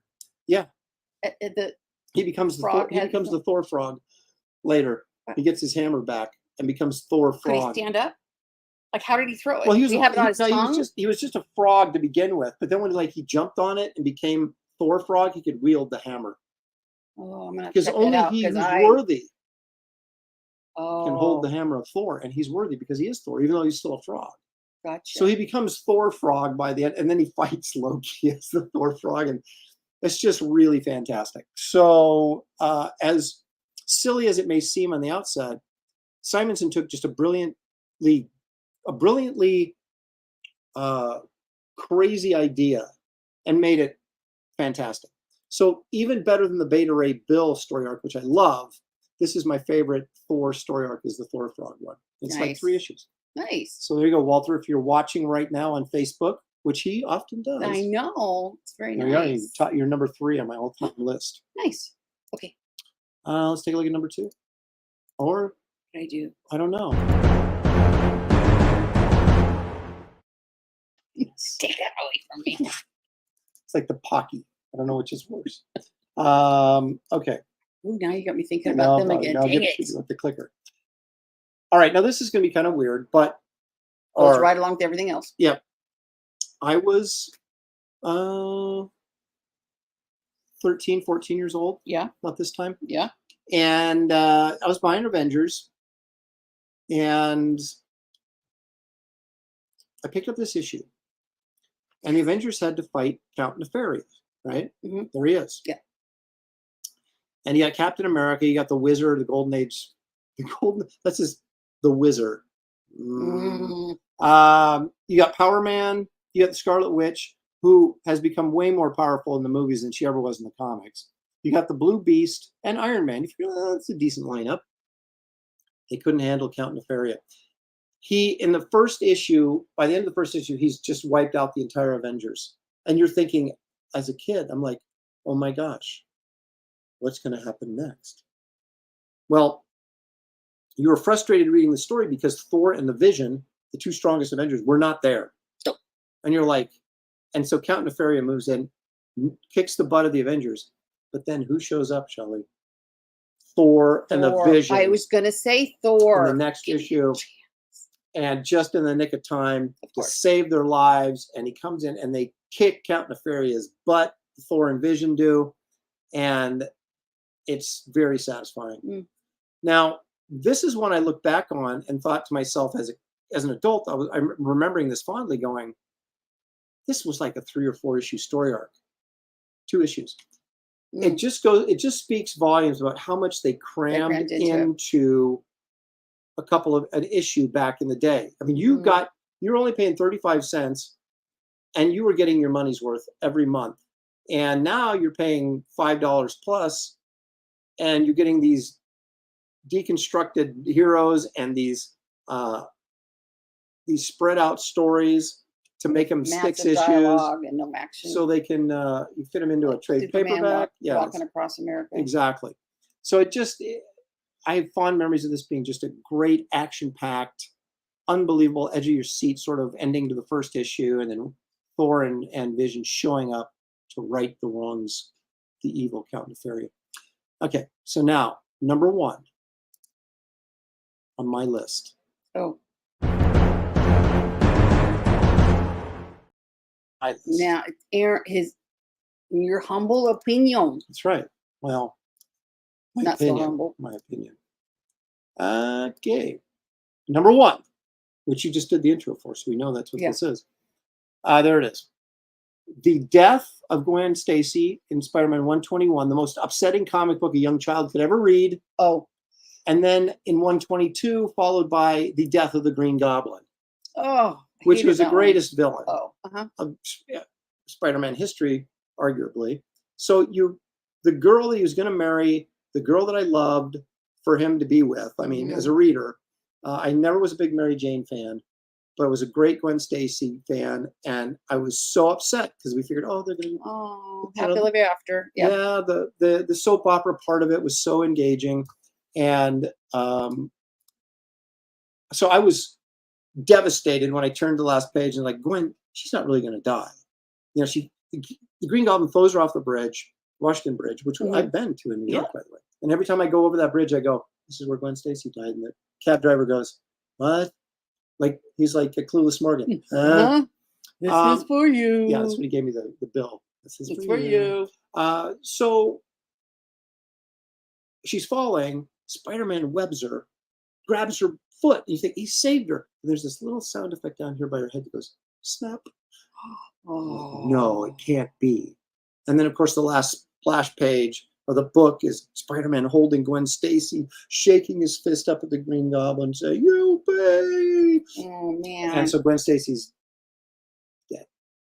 I'm wiping tears away at this point, enraged, furious that they would do this. Oh, you were so into it. And then they turn around and compound the matter worse by killing the Green Goblin, his greatest villain, in the next issue. I mean, it's satisfying, but at the same time now you're going, okay, no more Gwen Stacy and no more Green Goblin. Of course, they bring the Green Goblin back with just someone else being the Green Goblin. But now here's how much this upset me, Shelley. Yeah. When I was at USC, going to college, 21 years old, Stan Lee came and spoke at USC. Yeah. So, of course, I went. Of course you did. And so he did his big presentation. And he said, okay, I'll take questions from the audience. My hand goes up. He goes, Did you yeah, go, you over there. I was going, me, pick me. And Stan goes, yeah. And I go, why did you kill Gwen Stacy? That was my question to Stan. The crowd erupts. I'm carried out like a king. No. And he laughs and he tells the story that he was out of town, like he was in Europe promoting or something like that. Yeah. And kind of turned the reins of Spider-Man over to, I can't remember if he blamed Jerry Conway, who was the writer, or if he blamed Roy Thomas, who was the editor-in-chief at that time. But he said, yeah, he goes, hey, go ahead, do whatever you think you need to do to make the book, good, have fun, I'll be back. But he hadn't thought of that, probably. And then he says in front of this crowd, he goes, I had no idea they were going to kill Gwen Stacy or I wouldn't have laughed, And he said this whole thing. And funny. so it was funny. But so I got to confront Stan with this oh, gosh, that's funny. bitterness that was in my heart from them killing. There she is. Look at her. She's so wholesome. Good kid from a good family. And they'd already killed her dad. Doc Ock killed her dad, and they blamed Spider-Man for it. It was just one tragedy after another. But this is why Spider-Man was the greatest comic series ever. Was. But anyway, so there you go. That's my number 1. Good job. Uh-oh, wait a minute. Uh-oh. Jim Kilgrew says it was John Romita Sr.'s idea. I blame Roy Boy. Okay. That's funny. Yeah, James Murphy says it wasn't Stan who killed her. That, according to him, in person, he denied any responsibility or Did knowledge anybody of it. around you have any idea what you're talking about? Well, we were at a Stan Lee thing. It was Oh, comic that's book true. people. I mean, that's what they were there for. I would hope they would know. Did anybody say anything to you? Like, dude, I was gonna ask the same thing. No, they just walked out and said, "Man, you're so cool." And you said, yes, I am. Yeah, I said, "You should see the chicks I'm dating." Mark Skiller said it took Peter about 2 years in the comics to get over Gwen's death. Yeah, because I think it was not that I'm a nerd or anything, but I believe it was Spider-Man 141. He went to Paris to fight the Cyclone, who was a French villain. He came home. He came home and he kind of decided that he was going to go for it with MJ. So that was about 20 issues. I see. Actually, it was 143. I take it back. It was 143. And as soon as he decided that he was going to hook up with Mary Jane, finally, the Gwen clone showed up in 144. Oh. And here we got problems all over again. Oh, I hate that. He said, "That's Lopez." That's what they said. So, and then that started the story arc with the Jackal and the Grizzly, which also was one of my favorites too. But anyway, there you go. Back and... here we go. Where is it? Go up to Start. What am I doing? To Start. Okay. And hit that. There we go. Paul Taylor for Canadian $10. Thank you so much, Paul. Paul. Appreciate it. He's of course our resident biologist. Let's see what he has to say. Okay. To be fair, Gwen was cloned later. I forgot the professor's villain name, which I think I just said. Yes. That was before. Was it? No, I didn't say his name. He was the Jackal, but I can't remember. Yeah. He was able to sneak up on Spider-Man because his Spider-Man didn't register him as a threat because he knew him. That's right. He was his professor in college. Oh, so of course he didn't see him as a threat. He was secretly in love with his student, Gwen Stacy, and so he cloned her and then became a supervillain, which a lot of people do that. Not appropriate. Yeah. But it happens in college a lot. Professors hooking up not with their in my students. professors. Well, man. I'm not saying they hooked up with you. I'm just saying that it happens. Well, yeah. No more clones. No more. I agree. No clones. No cake. Professor Warren, there it is. Kellraiser's got it. Job. Professor Warren was the Jackal, and of course he ended up dying too. Well, you know what I realized? If you're everybody connected to Gwen Stacy, you're freaking. Bad news. You're gonna die. So maybe it's a good thing they killed her off. Everybody's gonna die. Yeah. Except in comics. That's true. Because then they just bring back. Yeah, that's right. I had a great story. Get a load of this. This is what I was trying to break into Marvel, so clearly they wouldn't listen to me. Yeah. But I pitched them a story where Norman Osborn is in hell, and he goes to Mephisto, who's their devil character, right? And makes a deal with him that if he sends him back, he'll get him Spider-Man's soul. So he sends him back as the Green Goblin, but he's like decaying because he's dead. He only had, and it's super creepy and really cool. And then a bunch of stuff happens. It was awesome. And they said no. Actually, it was a what if story, which would have been easier to do because it wouldn't have been part of continuity. And but they never did it. So that would have been a precious moment. They also rejected my Western Ghost Rider proposal. You know what happened with that? Wraith of God. See how that goes. Nice. All right. So Shelley's saying she wants off the show. She can't take it anymore. We've got to do precious moments before. Okay. Well, is that next time? I think it's next time. I took the pain meds, so give me a couple minutes. Okay. Well, actually, the art. Can I do the art show and tell first, and then do precious moments? Yeah. Okay. So let's. You know what? A lot of people come up to me and they say, "Shelley, what's in your flat files?" They come up to you. Yeah, they do. And they say Shelley, and they're very confused. Yeah, they do. And they say, "Where's Shelley?" They say, "Where's Shelley?" And I say, and "I don't know." By the way, what's in your flat files? And I'll say, "Well, let me show you."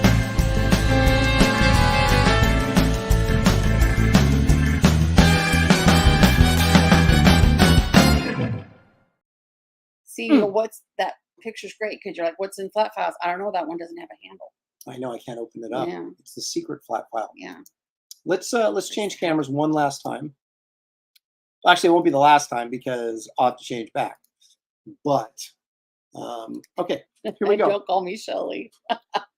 I was going to do something else, but then I found these and I was like, you know what? Why don't I show these guys some of the panel pages from Planet Hulk that I still have? That you still,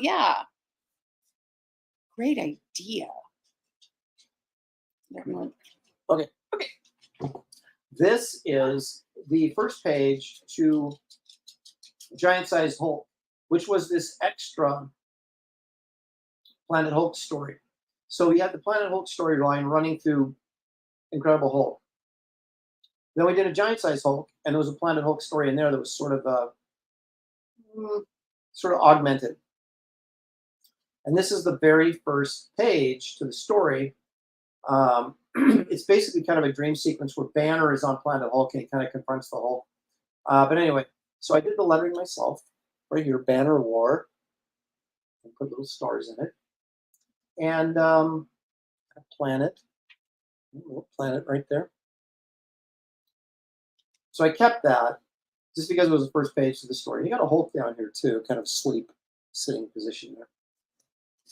Now the other page I kept from this Giant-Sized Hulk story arc was this, and you can obviously see why. I almost sold this when it came out, almost. My son was at the show with me, thankfully. He's like, "Don't sell that, Dad." And I'm like, "Okay." So now I'm keeping it, but this is basically the Hulk battling the Marvel Universe, and but they're not really the Marvel characters. So you can see Spider-Man's getting broken up, like he's made of clay or something, instead of blood splattering everywhere. But so I got Spider-Man in here, Mr. Fantastic, Black Bolt, Wolverine, some of the Planet Hulk characters are in here, obviously. Korg, and there's the Thing, and his face punched off. Thor, Doctor Strange, the old white Nick Fury. So what a blast! Oh, that's who's that blonde dude? It was the Superman character for Marvel. Doggone it, I can't think of his name. But anyway, he was kind of big there in the early 2000s. You guys know. Help me out here. But yeah, so there's the Brood, the female Brood that was part of Planet Hulk. She was one of the prisoners there. This dude, that chick. I can't remember any of their names. Sentry. The Sentry, yeah, that's the Sentry. So obviously I kept that. And this is a page I'm keeping until either financial desperation hits or my kids will get it and fight over it and tear it in half on accident. I kept this page. This has the female lead, the romance, that the romantic, what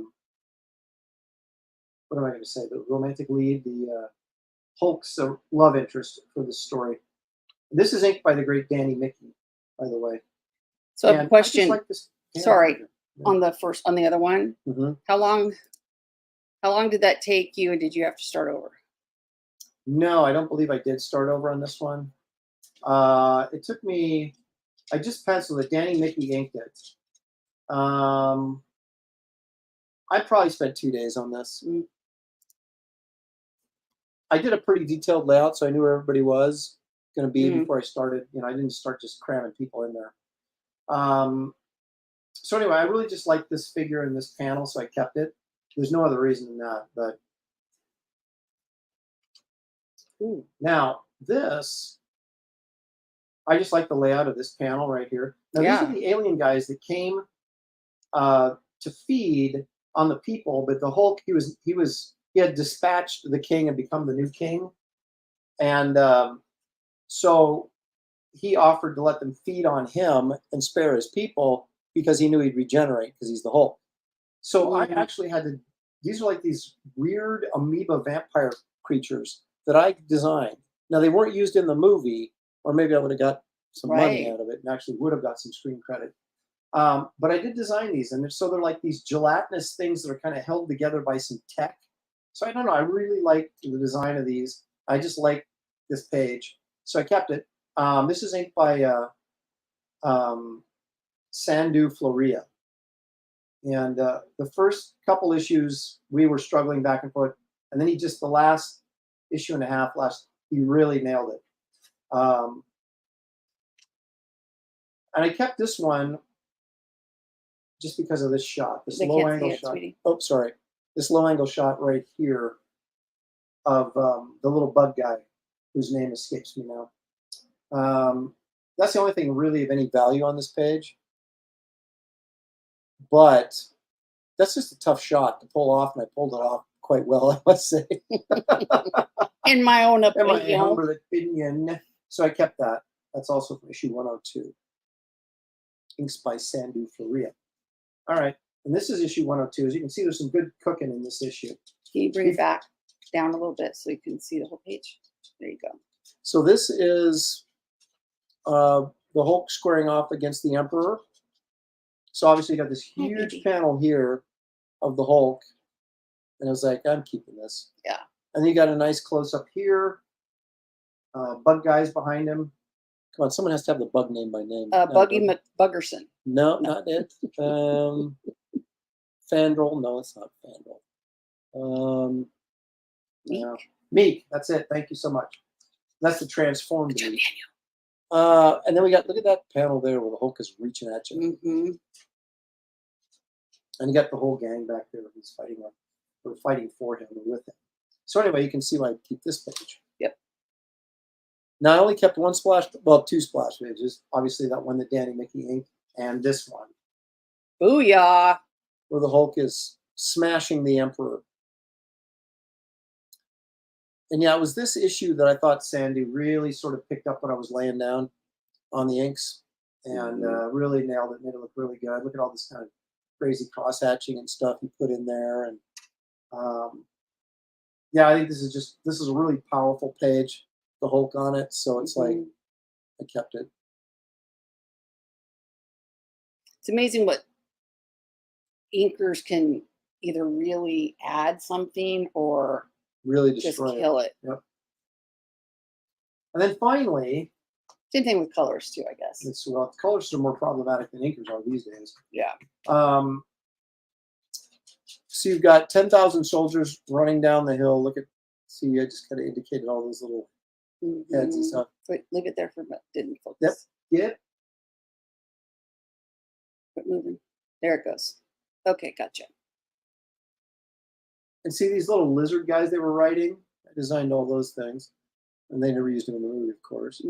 So anyway, the idea here is draw two really big figures, especially the Hulk, and then it covers up most of the page, and then you just got to kind of fill in the little people in the background. Then you got all the evil guard there. They're ready to do battle. And I like this panel where the rocks are kind of falling down on the Hulk because he kind of turns up and looks and like, goes, oops. But I kept it because of this panel, obviously. And this was inked by Danny Mickey. So Danny started, I had to really twist his arm to do this because he's so busy. He's the most popular inker, so he's always got, high profile gigs. So I talked him into doing this, and then he's like, he had to bail. He says, I just can't keep up, man. I said, look, I don't care if you give it to your studio mates, just ink the money pages yourself, and then let everybody else do the other stuff. And so we did that for a while, and even then he couldn't keep up. So, but then Sandu Floria came in and did a fine job tail end. So anyway, those are my Planet Hulk pages that I have saved, Shelley. Those are cool, huh? For posterity. Boy, our kids are going to have some stuff to sell. What I say, man? It's going to be a killer estate sale over here. Or what we thought, we should go ahead, do the estate sale backwards. Before I die? Before we die, then, we get to enjoy the money. That's right. It's just money. That's right. Okay. So now let's all get emotionally ready for our precious moments.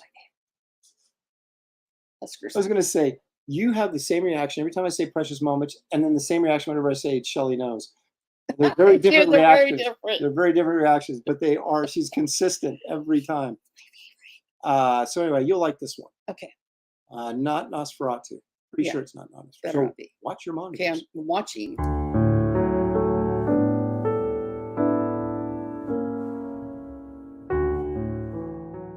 I'm going to get rid of my superhero powers.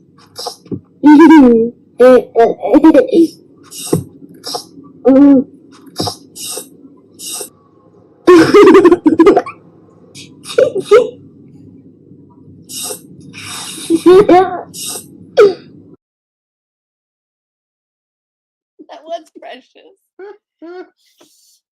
Now, in case you guys don't remember, Aardman, the people that give us Shaun the Sheep and Wallace and Gromit and Chicken Run, Mm. they did these little shorts for DC that would play they're like a little over a minute long, and they would play like in between cartoons on Saturday morning. And they even made action figures, which I have, of these characters. Our daughter made me the Batman one. Well, she did. And it was play. really good. Mhm. Finally fell apart, but did.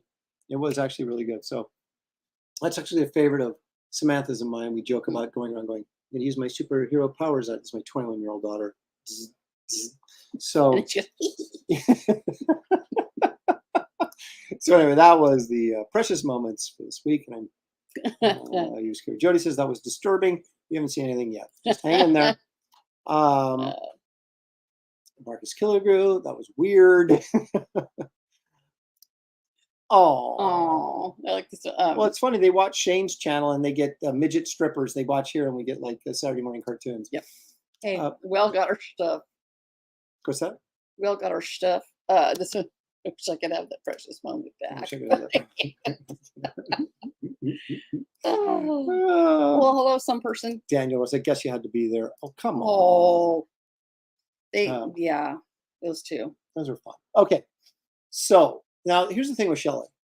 Shelley is a math teacher and she's a physics teacher. He's got his master's degree. Anymore, I think he's super smarty pants. I know everything kind of stuff. And so what we do like to do on the show is we like to find out what Shelley really knows. And today is no exception. So as they said in Jurassic Park, hold on to your butts because it's time for Shelley Knows.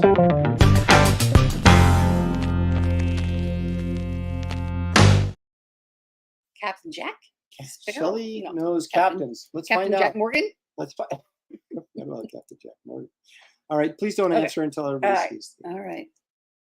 Okay, so basically, these are captains, famous captains, and I'm going to show you a picture, and you tell me who it is. Okay. If you know. Hang on a second. Everybody's yelling, "Come on, Shelley, Captain America." That's correct. Now, do you know who drew this? That would be you. Yes, thank you. So that's your 2. Look at that, 2 points right there. You got the bonus points. Yeah, that's a tough one. No, I know. We're warming her up. Warming her up. Gain my confidence. That's right. We want to give her a few. There's a few gimmies, and then it gets a little bit Captain Obvious. I forgot about Captain Obvious. Oh yes. Okay. Here's number 2, Shelley. Okay. You might remember this gentleman. Captain Kangaroo. Correct. This is Captain Kangaroo from the famous children's show. That I wonder, though, now in today's day and age with things the way they are, that if you would have a children's show with this weird-looking dude in charge of a bunch of kids, if people might not receive it as well as they did maybe back in the day. Paul remembers Captain Kangaroo. Yeah. Mighty Joe, there's always a critic. Shield is a bit small on the Captain America thing. You know it'll shrink you. This will shrink you. So there you go. Not that I can't take criticism. Anyway, because you're right. So you're 2 for 2. 2 for 2. Okay. Let's take a look at this. Also known as the Big Red Cheese. Who's this, Shelley? Is that Captain Marvel? Correct. I didn't think you'd get it. And do you know who drew this? That would be you. Yes. One of my favorite characters, Captain Marvel. One of Josh's favorite, our son Josh's favorite characters, Captain Marvel. Daniel Russell's trying to quiz you. Yeah. He says, "Hey Shelley, do you know this? The number of predicates satisfied by any 2 different particulars is a constant, which does not depend on the choice of the 2 particulars." He's just asking if you know this as a rule. I don't even know what that means. She's contemplating this. I'm not sure I understand, but any 2 different figures is a constant. Well, enough of that. Depend on the choice. Math only goes so far on this show. I'm gonna have to Everybody's look everybody's something agreeing up that is later. the only Captain Marvel. Whoa, what theorem is it?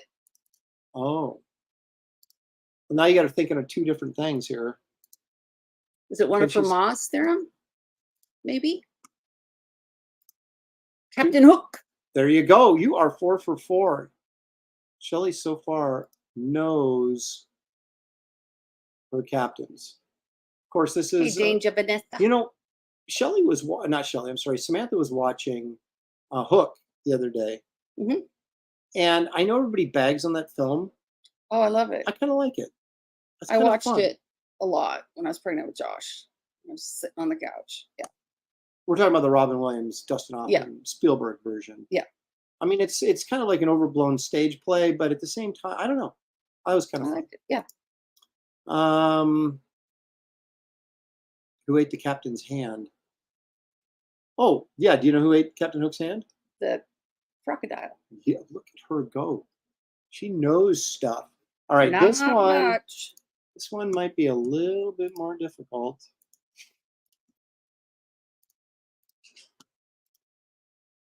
Oh, you Of course, I marked out the name.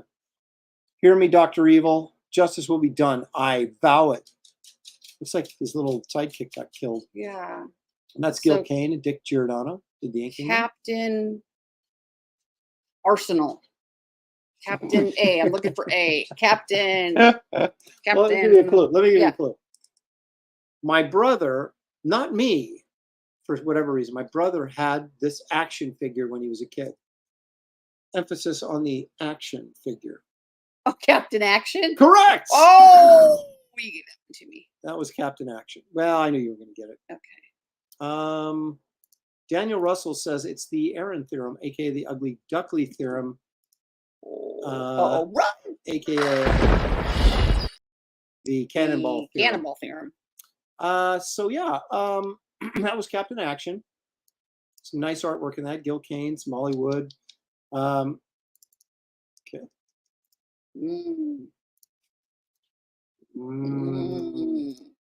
So I'm not going to give you Captain Action, but Yeah, no. what do we got here? Captain Jack Sparrow. There you go. That was a softball. Huge softball. Mm. You know what I didn't do? I didn't do Captain Carrot and his amazing zoo crew. I probably should have done Yeah, that. I would. Okay.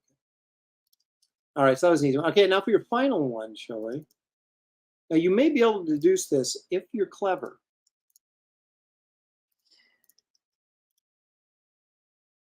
Captain Britain. Whoa! Where did you get that? Well, this head thing is Britain flag. Wow, you put it together fast because you've never seen this dude before, have you? Nope.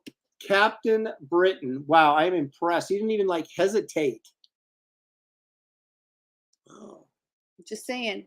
Now I didn't use Captain Canuck, who had a Canadian maple leaf on his chest, and Captain Carrot, of course, his amazing zoo crew, other ones that I could have used but did not. So, Wow. Shelley, I'm impressed. Oh, one thanks. last one. Oh. Thanks, guys. Yeah, Captain Caveman I would have got, though.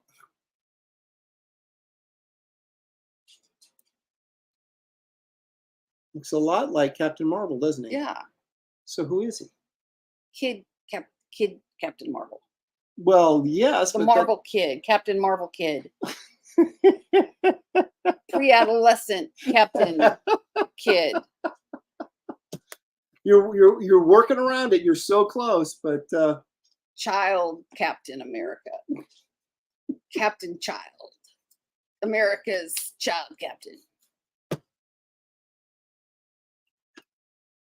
How am I doing? not great. Okay. So you've got Captain Marvel Yeah. and his not his sidekick, but he's part of the Marvel Smaller version. family. The smaller- Small. Teeny tiny Captain Marvel. Teeny tiny. Thank you, says Captain Marvel lad. No. Captain, Oh my gosh. All right, you give up?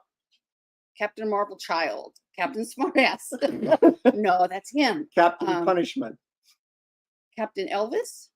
David Brohawk Williams in the house. Pelvis. Captain Pelvis. He's saying that that this was based on Elvis. The kid was the Oh. looks were based on Oh. Elvis. Apparently. Hey, David. Kevin Thomas has got it right there. Freddie Freeman. Elvis was a huge Captain Like, Marvel I would have Junior got fan. Oh, I thought they were calling him Freddie Freeman. No. It's Captain Marvel Junior. Junior. Wow. So you only missed 2 out of the 8. I think that's pretty good, Shelley, for you. Thanks. That's so we could For me. Did you guys catch we that? could actually say His pronoun is Junior. Captain Child Labor. There's a fine coming your way. so Shelley does know her captains. So You could have it's good Captain for you. Kirk. Oh yeah, that's too easy though. I mean, that's way too easy. Way too easy. I threw you a couple softballs, but I'm surprised. Captain Britain. I mean, that took some logical connection. Hold But it together. thank you. Thank you. That's beautiful, man. Oh, I forgot to share What? this earlier. Oh.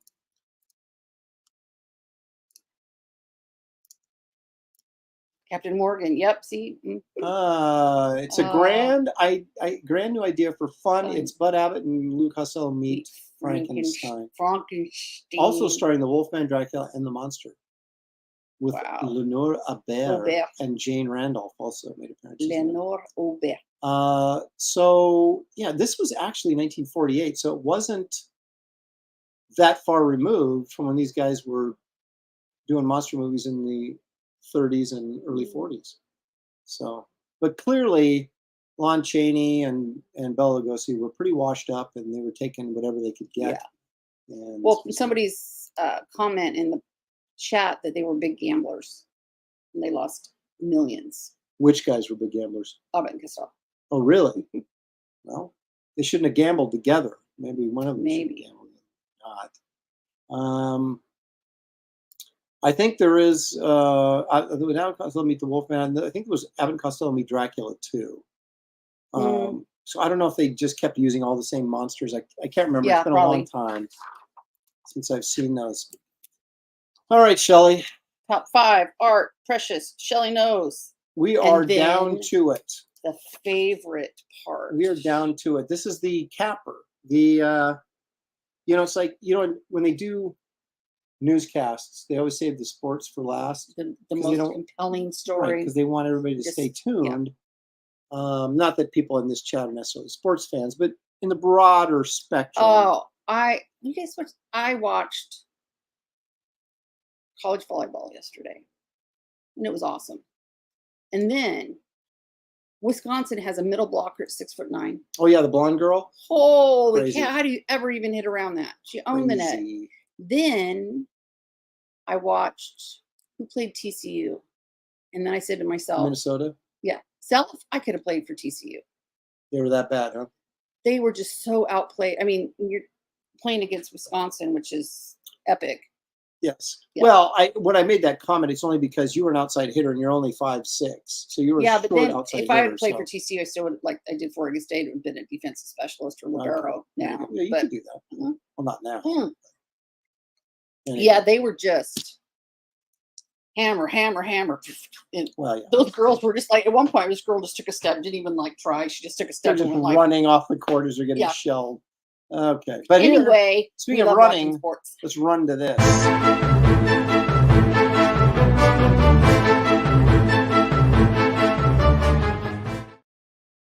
Now I have to admit, I've got some crap. Oh, somebody must be streaming against us. We just lost like 40 Oh, viewers. let's see. Are you a Um, Seahawks fan? 6'9" chick. Yeah, she was huge. Searching for Kelsey Shannon. I'm a big Leafs fan. Okay. Finding Kelsey. All right, here we go. Now, the first thing I show here, this is just an example of when a trail cam Oh, takes yeah. a picture of something that isn't a cryptid. It's clear as, yeah. Yeah, this is what it looks like. Clear as day, baby. Hmm. Look at that. There's no question what we're looking at. Right, It's a right. deer. Even Right. with movement, it's staying Yeah, up look, look at how clear the shot is. It's not blurred at all. But again, people will argue that the deer does not have interdimensional power to so travel between therefore, dimensions. Yeah. So therefore, of course, it's clear. But I just wanted, that's kind of a primer. That's what we should be seeing. Yes. But Okay. All right. Now, I hesitate to show this Yeah. because it's really bad. But that's what we're here for. Okay, that's what we're here. We're here for the bad stuff, right? Yeah. Okay. Okay, Make sure now you turn the sound off. this guy, this is a dog man video. Okay, now those, speaking of Wisconsin, the Wisconsin dog man, I believe there's Oh. also the Michigan dog man. Now, this guy has this in his video of like his top 10 dog man sightings or whatever. And they're all like horrible. That's why I'm only including one because all of these are so bad. Called super fake dog man. Well, they're so, you can't even, they're like a blurry spot on, you know, it's like, I don't even know what this is. Okay. So let me remind everybody what this is. This is the Gable film where the guy put on the ghillie suit? ghillie suit and ran towards the camera and then later admitted it was fake. And this guy who made this video is still using this as an actual dogman sighting. So that totally discredits this entire video. But I put this in here just to remind everybody that that is a dude in a ghillie suit and it fooled thousands of people. Looks like to me like a dude in a suit right now. Crawling, yeah. No wonder he blurred it up a little bit. Okay, but that transitions into this, which I thought was bizarrely interesting. Now look at this. Okay, hold on. I'm going to fall out of my chair first. Hang on. Okay. Okay, watch this movement right here. Watch Oh, I don't this. want to. I think we've seen this one. No, we haven't. Look at this. Is that a werewolf, dude? What is that guy right there? Oh, that's yucky. Yeah, That is so makeup, but ew. I know, but this is That face. this is the top 10. This is the by far the best one. But yeah, it looks to me like his neighbor in some makeup. Like from one I of just those. happened to look around and face the camera where I knew the camera was. Yeah, it looks like the makeup maybe from like one of those troll movies. Mm. It was really bad. Mm-hmm. Yeah. See, you can see. Oh, wait a minute. I'm going to get scientific here. There's his nose. Yeah. There's his eyes. Yeah. His mouth. They glued like hair on him to Yeah. make him look like a werewolf. There's some pointy ears there. Yeah,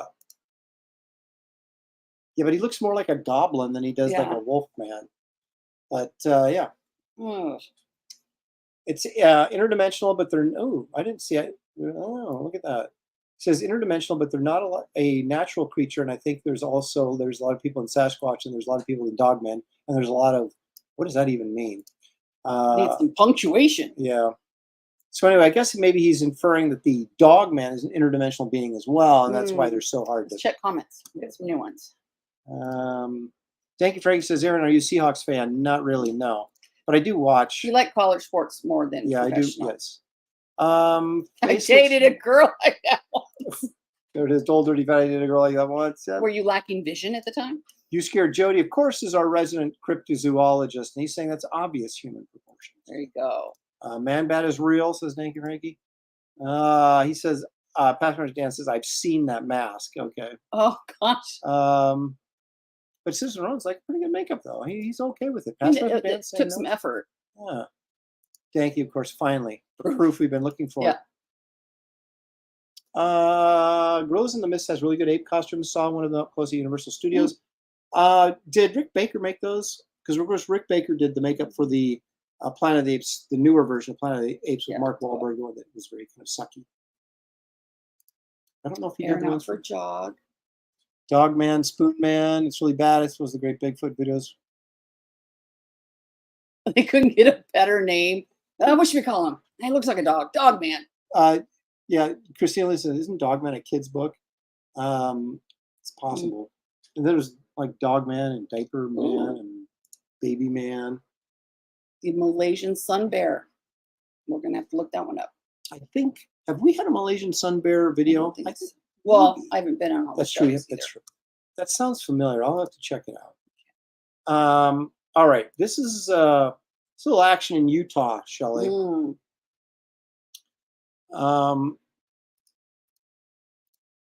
This is sadly the best video I picked up this weekend.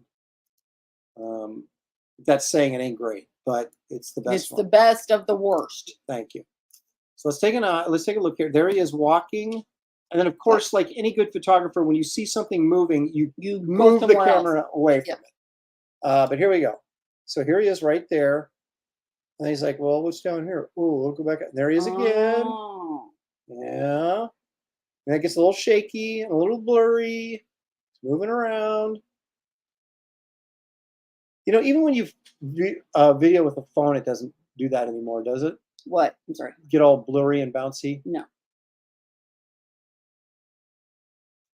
This actually kind of made me motion sick watching it. Okay, so now they're going to zoom in on the blurry. That's fun. Here he is up there again.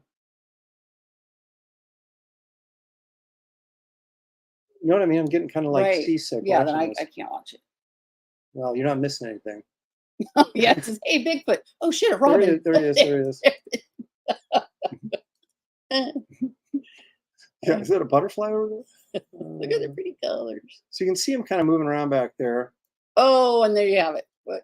Let's take a look. You guys know where to look now, so I'll take this so it doesn't obscure anything. But see him walking around, then we pans down to nothing, because that always makes good sense. And there he is again, walking through the trees. Just did a little peeky through. Yeah.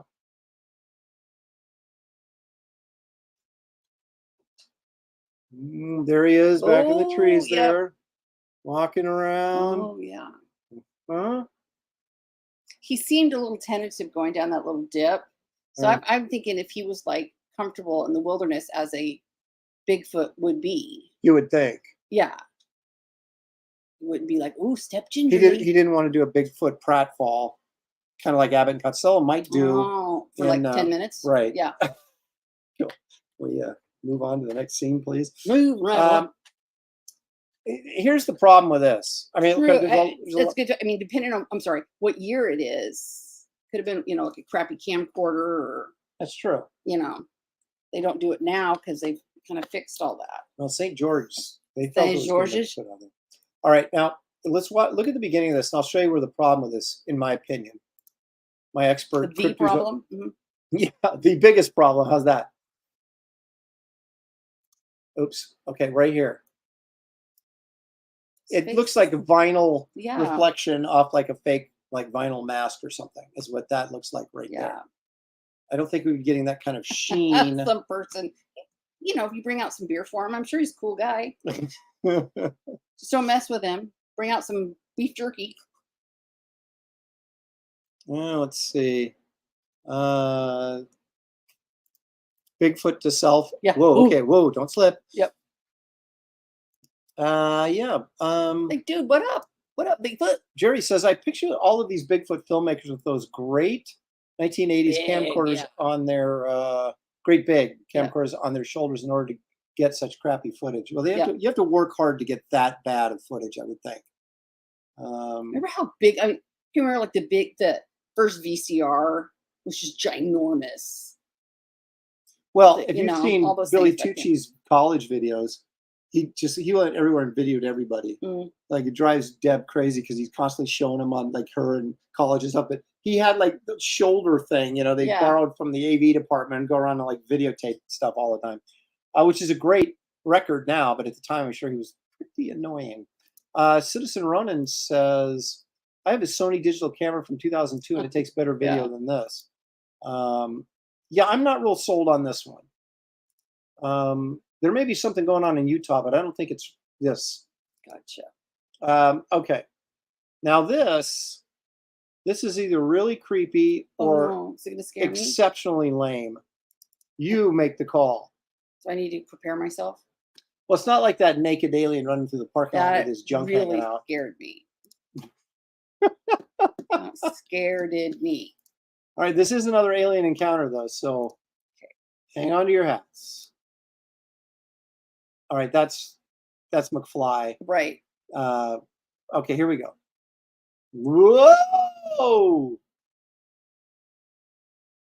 It's a peeping Tom that doesn't want to get caught. But there's more. Oh. Look at this. Can you show us? There it is. Okay. Do you see his big eyes Yeah, like right yeah. there? Now this is fake. That's so fake. So fake. But, and I don't know if they did this as Like a prank. yeah, I don't know if that was part of the video, but this is the actual video. This dude right here peeking in the window. I'm Yeah, it thinking, doesn't scare me. yeah, I'm thinking puppet. I'm thinking mask. This is kind of gross and creepy here. This part here, where the little butt head comes up Yeah. and he's looking. But why do they cut away so quickly? Again, with all these So you videos, couldn't it's like if you had look some at it, monster looking in your could. window, you'd record it for 2 hours. You know, you wouldn't cut it after 6 seconds. But anyway, I so don't know, did they have any sound like screaming and now there's just now there's just the guy narrating the video. oh, gotcha.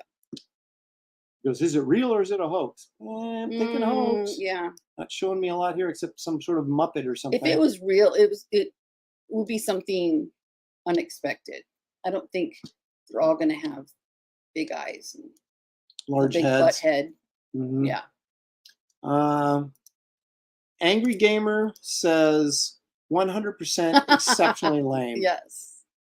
All right. Nice. All right. I got one more video. It's Okay. kind of we're a little light on the Bigfoot videos this week. I We won't complain. couldn't find any good cryptid videos this week. None. But this one, Okay. and I will say, you know how we talked, I showed the deer at the beginning Yeah. on the trail cam and how crystal clear Yeah, it was. yeah. This one is remarkable. It is so clear. The question is, what are you looking at? Okay. And this is apparently in somebody's home. So I don't know if this creature a got in the pet. house or something, but you guys show me. You tell me.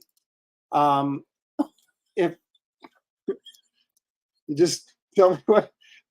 Thanks, Shelley, for keeping a straight face. All right, here we go. I think The eyes. this is Bigfoot getting a bath, Oh! apparently. Or it's a baby Bigfoot, That baby. is so cute. Look at it, like the eyes are like, oh, make her stop. I'm not really sure. Is this a Love that could this be so a much. baby Bigfoot? Is that what we're looking at here? I don't It's the face. It's just But like look at how get it done. clear the photograph. I mean, there's The no quality is just there's definitely something here. This is not faked, but I'm not sure what we're looking at here. It's, so cute. Oh, I'm sure. Lower. so yeah. Oh my gosh. I'm not sure what to make of it. It's, oh, Uh, it's just like like I'm gonna need lots of therapy after this. yeah, I will say I'm stunned at how still this Yeah. creature is being. It's like if I play dead, maybe they'll leave me alone. It's like Make they won't stop. really get finding like his Oh. place. Yeah, scrub a dub, a woodchuck in a tub. This is actually a marmot, Isn't a it? rodent. So someone put a rodent in their own sink. Come on, Ew, no, it's gross. But anyway, there you go. geek, not. That's Oh my gosh. that's pretty much all. I Yeah, got he's for you. not blinking, so you can tell he's like, oh, make it stop. Oh, that is too funny. Why is it? I don't know. There we go. Anyway, we're back. folks. Oh man. So Well, we were talking about time, and I thought I'd share another embarrassing Shelley sure, thing please. because you know how much we love that. Mhm. So I thought you were there, so you can test it. It's gonna make some gluten-free stuff Yeah. this week. Yeah. And so I knew I had some flowers in the pantry. So we had this huge pantry with pull-out drawers, and I pulled out the drawer and oh, there it is, the bread mix from Bob's Red Mill. And this, well, I was kind of embarrassed because you can tell how long it's been since I was physically able to do very much because I got really sick in like 2007 and 8. I look at it, says sell by date 2008 in my pantry still. 3 bags. Not Yeah, just one. it wasn't just one. I pick up the next one and it's like, oh, 2009. So we'll be going to Bob's Red Mill in Milwaukee this week. Well, that's where I have to go to get my nerve ablations done. So you'll be hitting the, Milwaukee. sorry. And so I was like, oh, that's so embarrassing. I was going to try it. And then they talked me out of it. not poisoning somebody or Now, something. see, some person says it's fine. She was going to look on the internet 'cause it's flour and it had And never was been still, opened. Yeah, and it still looked So, okay. I'm sure and, it's fine, but I was yeah. like, seriously, Shelley. So I got to go through the whole thing. No, I didn't open it to check if it You had still little. use it. Oh. Well, I was thinking because it was I have some clamato juice. Is that like clam juice? What is that in a big clam can? juice with tomatoes Ooh. juice. God, that sounds gross. In a big can that I got in 2000. I Yeah. probably shouldn't drink it. But yeah, so in 2008, I was finally diagnosed with chronic fatigue syndrome, and so then I was like, I couldn't walk upstairs by myself. So I never really, I hadn't done like a deep clean. That's why like organizing our house, I got going room to room is disgusting. But the house is getting clean. What? I want to know if this lamp is wrapped in bubble wrap. No, it's still the plastic sleeve that it came in. Why? Because I'm too lazy to take it off. That's why. Mm. We I will should've direct just for made it- protein. Well, you There you know, go. I'm not AOC eating wants us to bugs. eat bugs. I'm not eating bugs. Wants us to eat I'm bugs. not putting on so another maybe- mask. I'm not. No, I'm not doing it. Not getting the shot because I didn't do the first one either. I'm not doing it. Me neither. Not doing it. We're rebels. Don't do it, guys. Don't. Do They it. only continue it when we comply. Ooh, look at her go. Okay. Well, everybody, as we're losing numbers crazy, so I don't know if it Yeah. started because Shelley started talking about volleyball or if someone's streaming against us, which is probably the truth because that's Volleyball. usually what happens. Yeah, when you're talking about volleyball, And then the people left. yeah, we lost about 40 Oh, I'm people. sorry. But I think it's probably because someone is streaming against us right now. Oh. And but anyway, that's pretty much the show. So you guys can you can move over to another stream at this point if you want. Thank you for joining us. We We appreciate you guys so much. can't do this. I was just thinking in- it's like hanging out with a big group of friends. It's an incredible show. We So couldn't much fun. do it without you. So thank you for the super chats. Thank you for joining us. Yes. Please be sure to join us later this week with Graybeard Studio yeah. at 1 p.m. You got Pacific bros on time, Tuesday. You got right on this mm, channel. Yeah. Bros on Tuesday. I'm not hosting though. No. Good, 'cause Billy Really is. make it. Billy's hosting. Monday is Comicsgate Kings. So there's all sorts of hijinks coming up this week. I'll be giving you updates as I finish up Wraith of God. So close. So close. In fact, I'll be coloring Thanks, you episode guys. number 11 of Kit Carter right after I tune out here. So, same person says, good Captain Kirk impression. Yeah. It's spectacular. Yeah. So anyway, thank you guys and enjoy the rest of your Sunday evening. Thank you for joining us. And Appreciate you so hit that much. like and subscribe if you don't mind. And also check out the campaign, Wraith of God Blood Hunters. It's in the link is in the description of this video. Appreciate your support. And those of you who have already So supported much. it, thank you so Aw, much. Lord, man. Remember, if we get to 150K and we're just like 1,200 away, you get that bookmark for free with all new art. Oh on yeah, it. we'll So, get there. Nordman, Thanks, for 499, Nordman. thank you to my favorite artist. Thank you so much, man. That's so Appreciate nice. that. Very kind. Bye, guys. Have a all good right. one. Thank you, guys. We'll see you next time. You I gotta- can push the okay, I button. don't know if you're going to push the button or not. The Bickersons are back. Now I got to push it again.